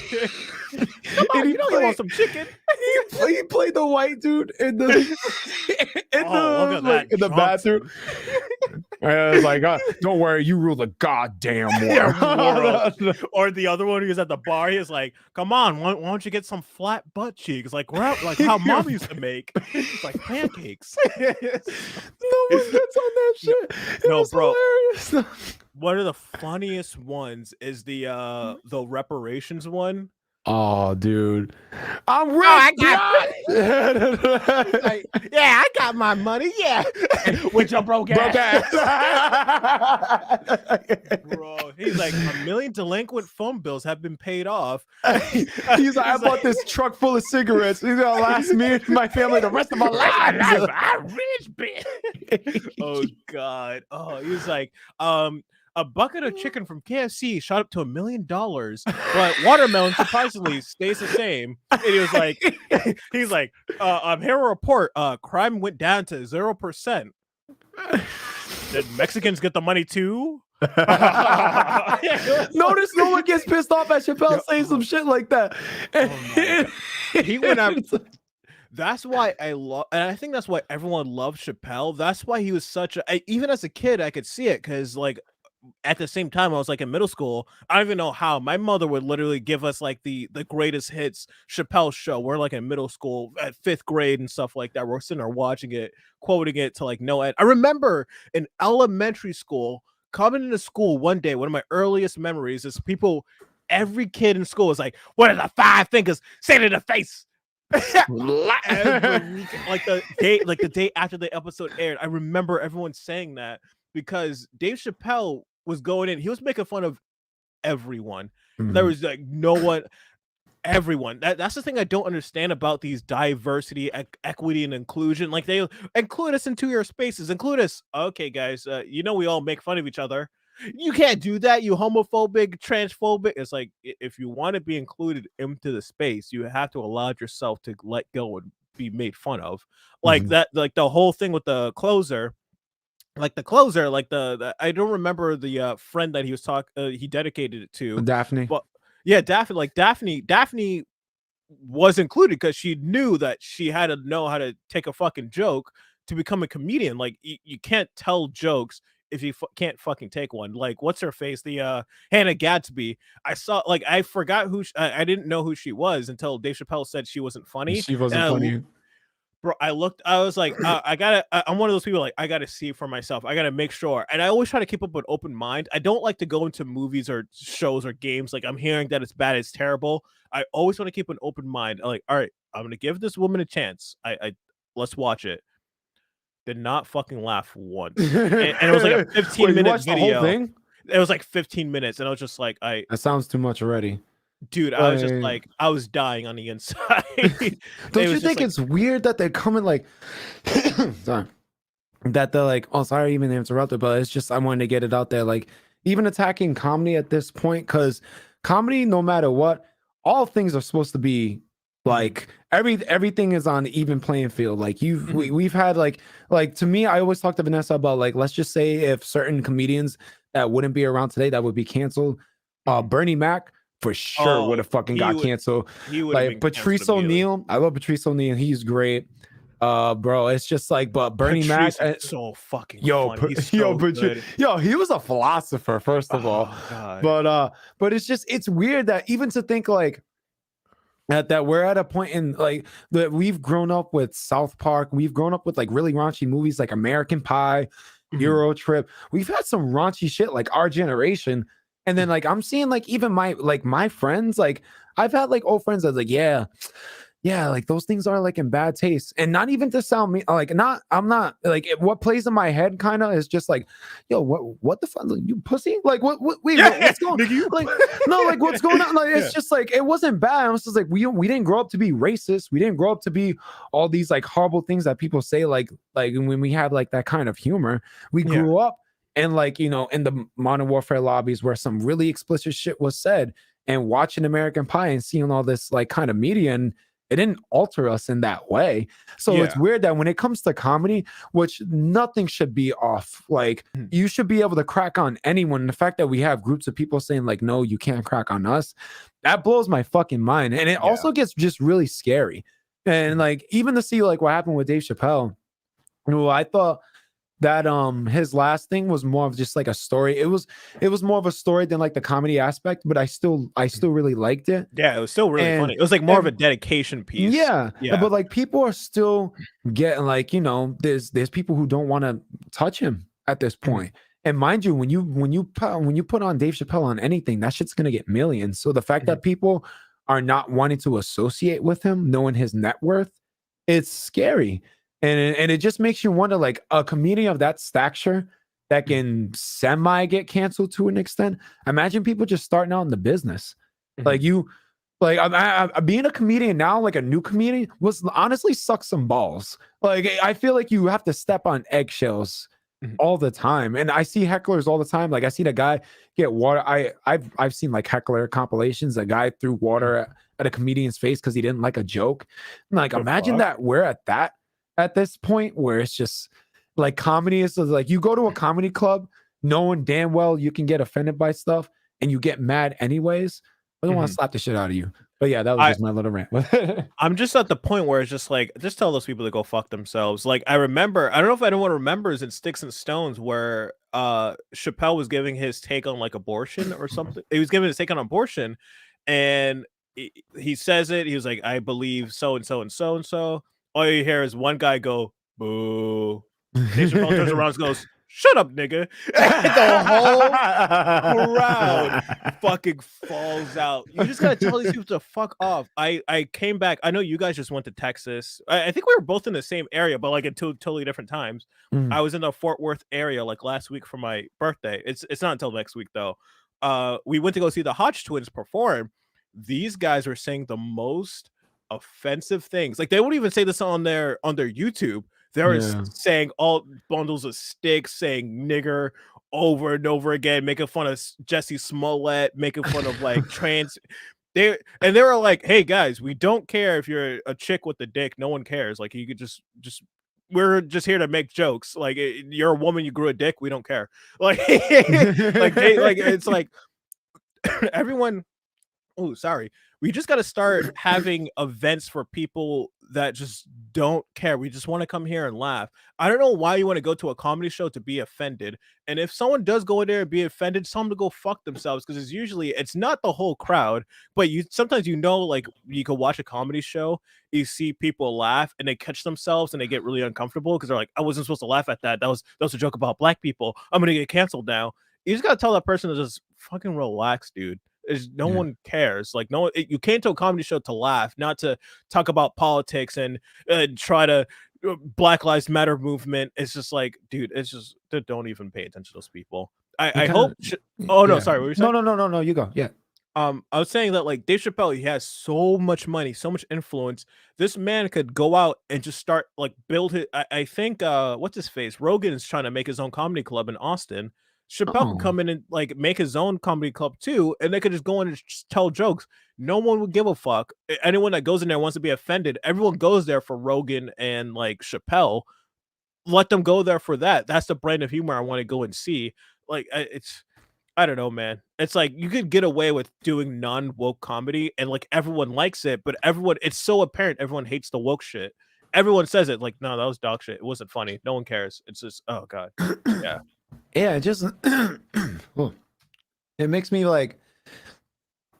just realize how more just the emotional health with people is just it's just like not there. The fact that, when you go to a comedy club, you know what you're going there for. Yeah. You're going in a lot, and you know that it's gonna be raunchy. Like with a live show, like you said with the Hodge twins, you're gonna hear some shit that they're probably not gonna say. Oh like, yeah. on some I live was actually stuff. shocked. Yeah, I was shocked. Yeah, so it's just like you're supposed to expect like you're there to laugh. You're there not to I've heard comedians, they've joked with suicide, they joked with abortions, like nothing's off the table. Like George Carlin, nothing was off the table. And that's how it should be. But also one of the best things about comedy is that like it's taking those tragedies, but then laughing about it. That's literally like the point of it. And I don't know how we got to this point. Well, actually, no, there's a lot of reasons how we got to this point, but it's just what people just not having like that mental stability and not that fortitude to hear something, to not be so triggered and be like, hey, this is a joke. Let's not demonize and have the entitlement to tell this person that they can't tell this joke. That's what blows my mind is people have the entitlement to stand up and make a scene. Like, first of all, who the fuck are you? Yeah. Like everyone paid to come here and you had to stop the show because you got offended. I just slapped the shit out of you. Legit. Yeah. Like just that even have that entitlement to me is kind of like even like a mental disability at that point. You can stop the show because you found something offensive. It literally it blows my mind. And I mean just more crazy shit is happening. But I think it'd be like it's right what you said. If Dave Chappelle were to make his own comedy show, he fucking everyone there. Yeah. And he would make a lot of money from it. I think he is at that point in his career because it's not like he's came back into this pretty new because he did disappear for a while and he came back. I think he's just coasting. He's just chilling. Like he goes to shows, he makes mad money. He does a special, he makes millions, goes back, just chills. And at least with a comedy show, you can kind of just like sit back and just own it. Just put your name on it. Just have people come in there. But there's definitely a demand for that type of comedy when it comes to like Rogan, Chappelle. I'm trying to think of Bill Burr. He's hilarious. Oh yeah. Well, we can't even forget about Bill Burr. Like he gets like it's funny because people try to cancel it and it's just like that shit just doesn't work either. But I always love it the cancellation attempts with people that just don't fucking care. They're like, oh, you tried to cancel me? I don't give a fuck. I'm not canceled. Yeah. And what? It's like that's my favorite part. It's like, yeah, okay, yeah. So well, even when you look at old comedies, like I looked at Kevin Hart's old stuff and that shit was hilarious. I know he got in trouble for like when he did like his like if there was like gay like situations with his son. He's like, no, stop that. That's gay. Yeah, First that's of all, yeah. yeah. Sorry, hold on a second. Yeah. So I gave in here. Oh, he got the phone call again. But what's up, everybody? Says I miss comedy. I laugh more in this live stream today. Oh, that's cool. He's a fucking Amy Schumer. First of all, my throat's mad dry. I tried to watch Amy Schumer, and Amy Schumer, for some reason, I know, like, I'm not sure if she's still doing comedy, but I tried to watch Amy Schumer. She shouldn't. And she just talked about how much her vagina stank, and it was weird. It was just weird. Just like it's like a barnyard animal down there. I'm just like, why? And none of it's funny. It's always like it's never like I went to a show. Sorry, I got to run out and help my fiance with the groceries. I might come back and like talk to you guys for a few more minutes. But yeah, like, I mean, we went can kind of get off because we're at like almost 2 hours. 2 hours. So like, Yeah. I was gonna ask you like if you wanted to like that's cool. And I would like to come back and do like a couple questions and then sign off. Okay, yeah. I know a lot of people are like asking stuff. We're just like not even. Yeah, her vagina really stinks. No, but I went to go see a show like in my town, and there was a guy. He was telling this whole story. It was actually fucking hilarious. Like his mother teaching him how to eat pussy. Dude, it was like you spell your name in her vagina. It was like gross, but it was funny. But it's just like these trash female comedians or these trash male comedians is like, yeah, I suck. My penis stinks. My vagina stinks. That's the joke, guys. Thank you. Good night. It's like it's all the time. All right, let me get off real quick. I'm gonna come back real quick, but yeah, I don't want her to kill me. But if I don't come back, I'm dead. Yeah, Call just leave it 911. there. You can just come back. Yeah. Yeah. But yeah, oh man, this was great. Honestly, I'm glad everyone came through. All right, let me see. Is there any other questions? I'm still trying to like learn how to navigate this. And Miss Comedy, Joe Rogan and Dave Chappelle comedy would be dope. Well, I mean, they do have shows in cities. Like Rogan puts it on his story like all the time. I just wish I can actually go to this stuff, but I can't imagine. I can imagine that shit just costing mad money. Who else is in here? Ruin Leon, legit. Are you here? Mad Mitch, everybody. Oh, I really appreciate everyone being here. This is great. This is definitely out of my my comfort zone, but I'm happy to do it because I rant to Vanessa like all the time. And I always thought that this was something that, since I'm uncomfortable doing it, to actually do it and to just get better at it, just to have more voices out there. Definitely have a lot of inspirations besides like Vanessa. I have like Della, I have Ruin Leon, and everyone just kind of like encouraging me more to put my voice out there. And I can't thank you all enough, honestly, just like with the support. And I'm excited about this journey to kind of continue on more with this. I definitely do want to bring more guests on. Like I want to bring on Della. I want to bring on more people to talk about just a lot of things going on in the entertainment space when it comes to like video games, when it comes to movies, and when it comes to comic books, and just a lot of shit that they're doing to it. And yeah, like I'm curious to see what comes of it, especially doing more live streams and possibly gaming and even round tables. So having like groups of people come around and talk about a specific subject. So yeah, I'm excited about that. Thank you. Call me Taliban. Is it my beard?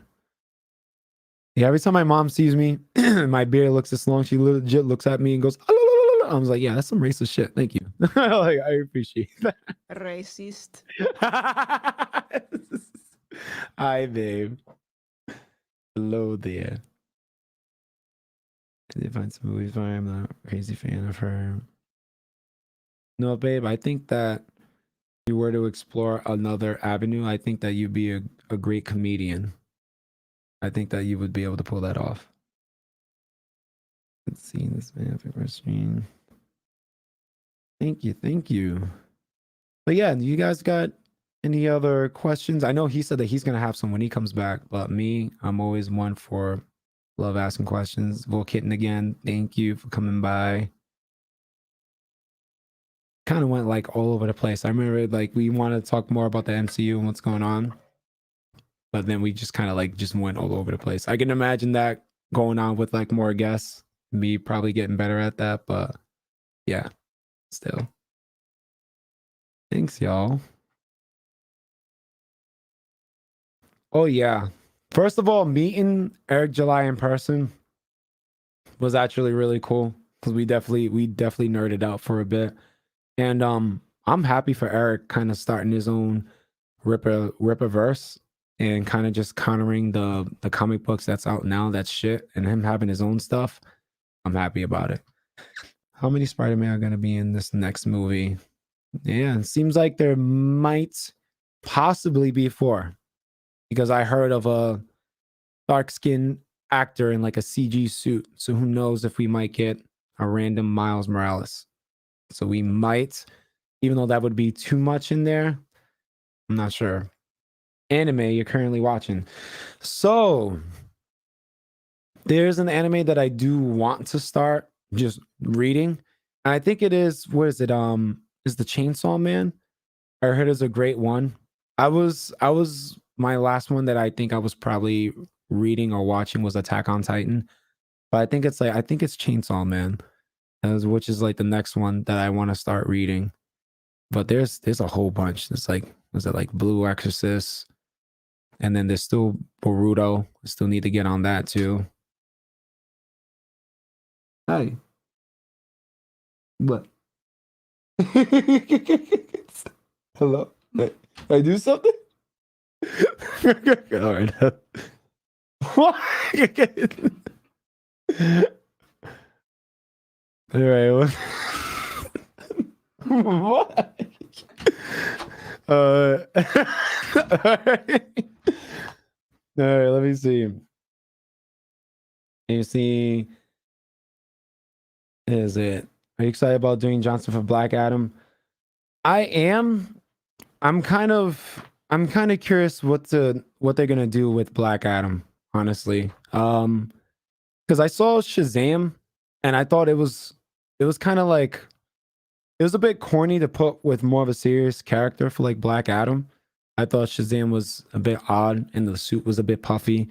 But I mean, I'm excited about it, even though I don't agree with a lot of the rhetoric with The Rock. I do love him in movies, and I think that he'll be a great Black Adam. And I'm kind of curious. He's been casting in that role for years, though. I mean, they're finally getting the movie out. But I think they had like an article where The Rock was actually casted, I think, before like the Marvel Cinematic Universe was started. It was like an old article of like him being Black Adam. So yeah, like I'm excited about it. I am curious what they're gonna, I think it's random that Hawkman is in there. And they tokenize Hawkman as well.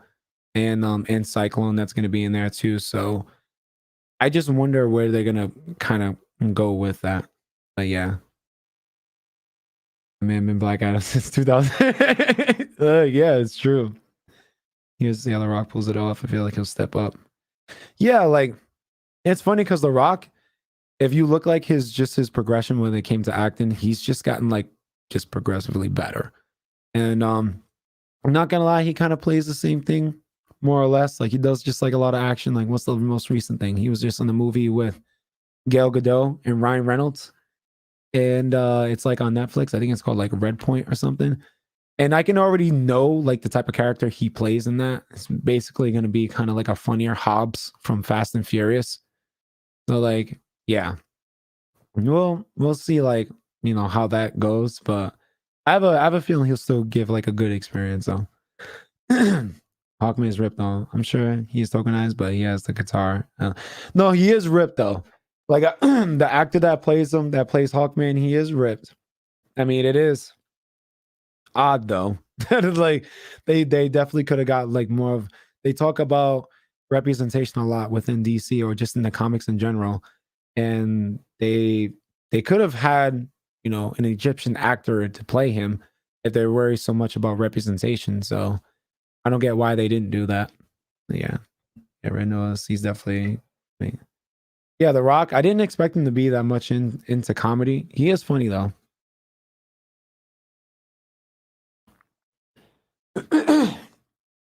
Damn, babe. I'm surprised you can do this for hours. My thoughts killing. Rock is a Middle Eastern. Black Adam is supposed to be Middle Eastern. That is true, but like, he definitely represents the character a lot more. If you're looking at Hawkman and then you look at the guy that plays Hawkman, I mean, come on. Hey, what's up, man? Hey, sorry. Yeah, had to put some groceries away real quick. It's all good. Sorry, what was the last thing we were talking about? Or did you want to move on to something else? Yeah, I want to move on like what your questions are, and then I'll probably like wrap up after that one. Yeah, no problem. Yeah. You what, like 15 minutes? Yeah. Yeah, Okay. whatever, how long it takes. Yeah. Like Perfect. I just love answering questions. So yeah, let's shoot to it. Did you want to choose or because I'm a horrible reader. I'm a terrible reader. Well, I got one right here. It's like, what comic book character would you like to see have a movie? Ooh, comic book character I would like to see have a movie. Ooh. I don't know. It's hard because like so many of them have a movie, and some of them you're just like, why? Like Morbius is a Yeah. weird one. Like I would see him as a Spider-Man villain, but his own movie. Like Venom makes total sense, but that one just like Morbius is just weird. I don't know. I got one. Ooh, what is it? Silver Surfer. That would Um, actually be a good movie. yeah, like I don't care what anyone says. In the Fantastic one, not the last Fantastic Four, the other Fantastic Four movies, the first two ones, like Lawrence Jessica Fishburne Alba. was like Lawrence Fishburne was the voice, and Doug Jones played like the actor who was Silver Surfer.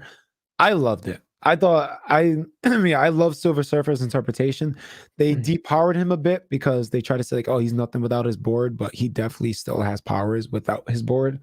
But I would love like a Marvel Cinematic Universe Silver Surfer, because in the Eternals they introduced like the Celestials, so like we can possibly see Galactus now, and we can they're exploring more into space. So I think a proper Silver Surfer movie is definitely needed. I think it would look great too if they do it right. I would love a Silver Surfer movie. I think I might have one. One that would probably be good if it was a complete like remake of it.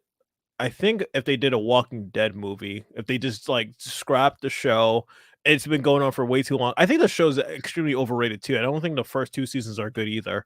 Like it's really not that good. But if they just went straight and just made it into like take a whole compendium, just made that into a movie, it would be so good. And they just cut out all the shit that they did in the show, because they changed a lot of stuff, or like completely neglected to do things, or completely changed it.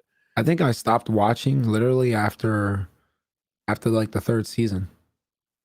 Oh, really? Yeah. And like, how many seasons of Walking Dead is there? I think there's like 11 or 12 at this point. God And like damn, really? and like the main character's not even in it anymore. The dude who plays I knew. Yeah, Rick. I know he's out. Rick, yeah. But I'm just like, damn. Yeah, it's like a dying like show. I don't, and people have That's been how I felt hating it about for like Flash. years. That hashtag feminist episode. Oh, that was the last episode I saw, dude, and they kept saying it over and over and over. Oh my, it was the worst. I loved that show with all my heart. The first 2 seasons. Season 3 made no goddamn sense, and they made Iris the pinnacle. Don't get me started, man. I won't stop. I mean, like, if you want to talk, well, she's just another tokenized character too. Let me see. What is there an anime that you're currently watching? An anime? Yeah. Do you watch anime? No. Oh, really? No, me and Ruined Leon, we always go back and forth on Instagram. I'm like, anime is trash, bro. Oh, word? Yeah, I know. Damn. The funny thing is, I have this weird thing in my family. Like all the men in my family, my dad, my uncles, they fucking love sports. My brother and I, we have zero interest. Like we avoid watching any sports. But my brother loves anime. My uncle loves anime. I remember as a kid, he used to show us like Yu Yu Hockey Show. He had all the video games.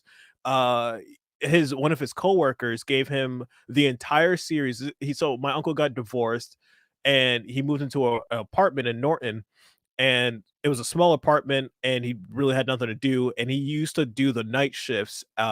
He works at a jail. He used to do the night shifts, so he'll come home, not have anything much to do. So this dude is sit down and watch Dragon Ball Z. And this man fucking loves Dragon Ball Z. He's watching in his 30s. He's like, so he's the best character. Oh my god, Vegeta. Oh my god. He just yells Kakarot randomly. He just yells. Kakarot. He's a massive Dragon Ball Z fan. Like, and he's watching it in his 30s. He has like 3 kids. He's just like, yeah, Dragon Ball Z's like the best. I'm like, all right. Thank all right, Uncle Mikey.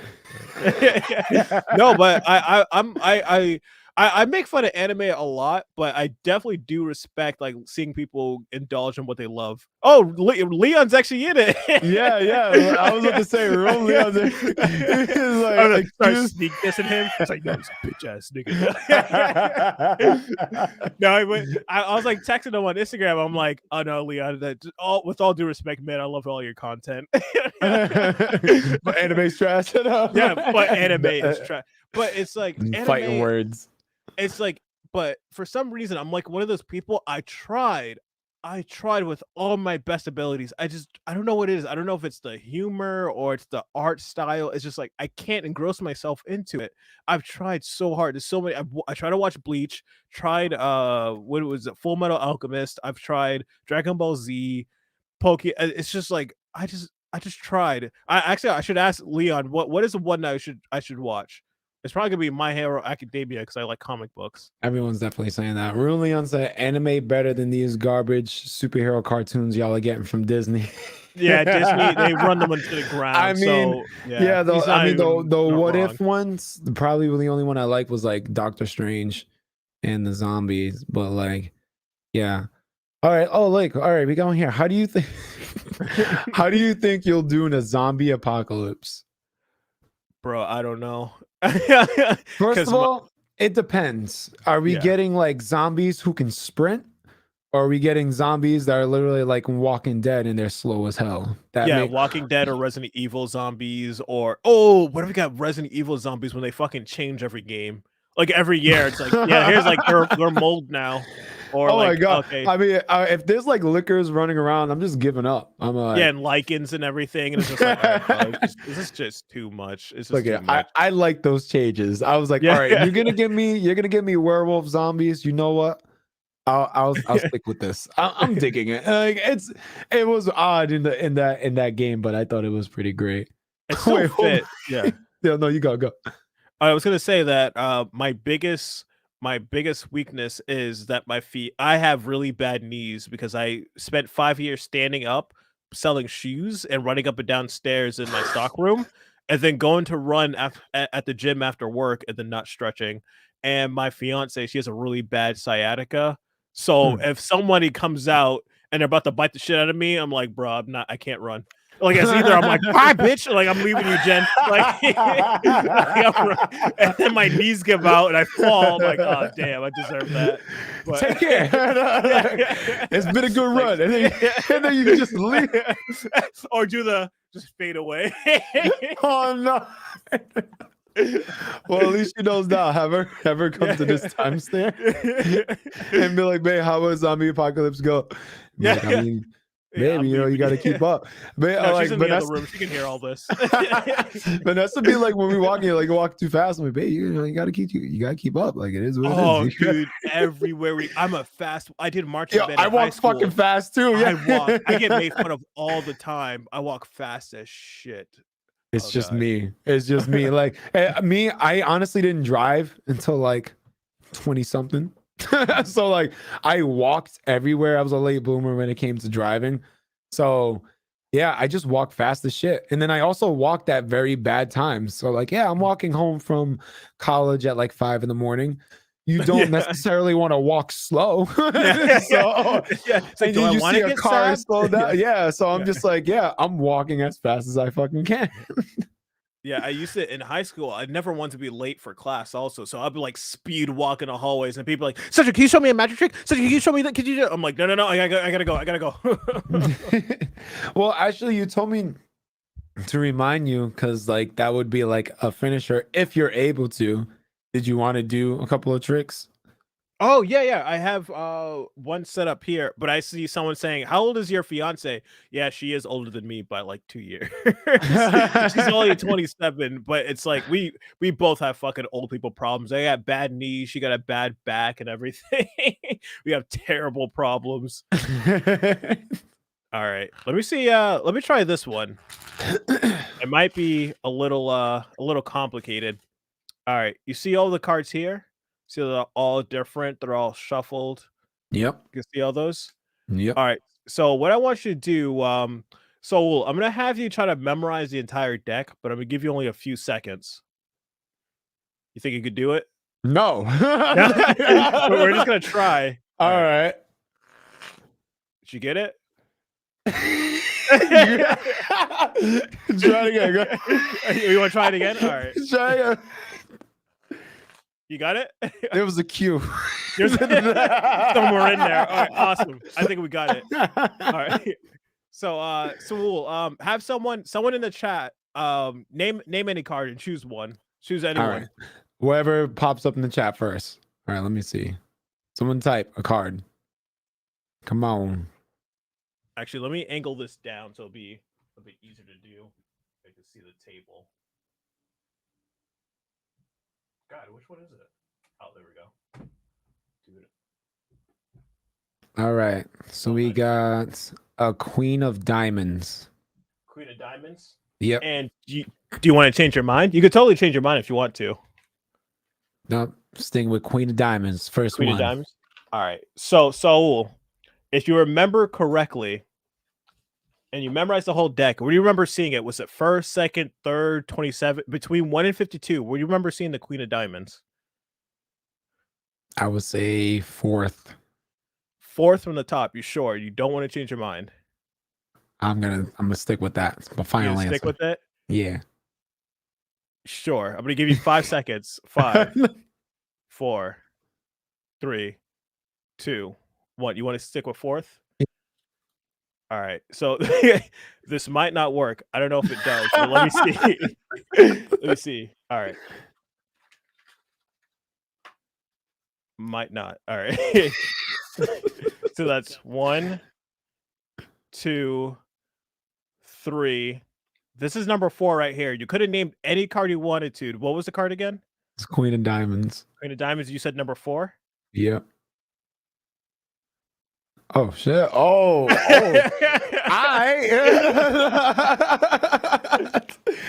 oh, okay, that was cool. Leon's like, magic is fake. Magic is fake. You're just hating, man. Go back and watch your One Piece. All right. Bruh, that was cool. All right, cool. That one was good. I'm gonna tell you right now, that is one of the most difficult tricks I ever performed. Like people, like it looks like it's easy. It's really fucking hard. So if you guys ever watch like a lot of YouTube, you ever heard of Peter McKinnon? So he's a photographer, a cinematographer on YouTube, and he's also a magician. He used to work for like magic companies and stuff. He's like a massive YouTuber, and he's friends with a guy named Doug McKenzie. And he's also friends with David Blaine. Like he creates tricks for David Blaine's like specials and stuff like that. And he did that trick. And I'm like, what the fuck? So there was a convention in Las Vegas. They have it every year called Magic Live. A bunch of magicians come over and they show up. Like David Copperfield shows up, Chris Angel and everything. So I went there and I saw Doug McKenzie and I saw him at the bar. I'm like, Doug, you got to teach me how to do that trick. And so we sat there at the bar for like an hour teaching me how to do it and everything. And I spent like 2 years working on that. And it's like, for that little trick, it's like, yeah, 2 years just gone. But it's totally worth it. Literally looked like you just shuffled it and then that's it. Like that's no, I didn't even shuffle it. I just take it out the box. I'm like, oh, okay. Just like count it down. It's like you don't even do anything. But it's like it's very difficult. And it's funny that you made it seem like it wasn't though. That's the awesome part. That's my favorite one. Pull a bunny out of a hat, Mr. Magic. But I could do this. Let me see. Have someone name a card. Like name any card you want. All right. One more time. First person to name another card. Because I win and Bender win because they did it first. All right. Anyone, any card. It's the next chat. Whoever one I see next. Come on now. Someone said make a thick woman appear. Jennifer, come in now. 4 clubs. The 4 clubs? Yeah. Yeah. Oh no, wait, what the hell? Card. Yeah. Wait, what the hell? That was too easy. Wait, name another one. All right. Leon just said 7. 7 of what? He just said 7. 7. Leon, 7 what? That was crazy. All right, now I'm stuck on Leon. 7 what? There's got to be 7 of something. Not I love how the going. chat's just like, whoa. Yeah, that's what I'm saying. Like, what the hell? That was crazy. All right, or someone else. All right, matter of fact, pull 17 diamonds. This motherfucker.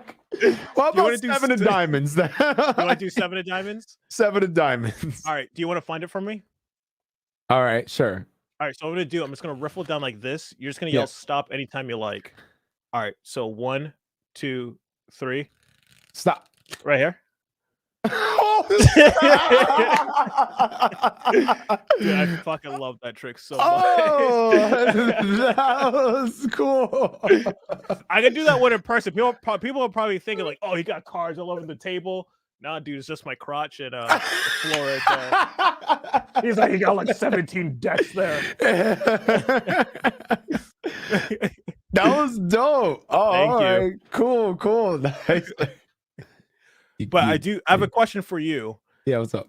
I would like to do gaming live streams. We should definitely stream playing a game together. Like me, you, if Della also streams, and with Leon, like if the new, not Call of Duty, I heard that one was Cheeks. It looks like Halo looks like it's pretty good. Halo Infinite. If you guys are ever down to like play a game and stream it, I would love to do that and just hang out with you guys. I mean, it's free to play, and I got it. I know Della's going on. He's like, I'm broke as hell right now. I got this. I mean, I'm definitely getting the campaign. Whoever's trying to do legendary, I'm up. I'm game.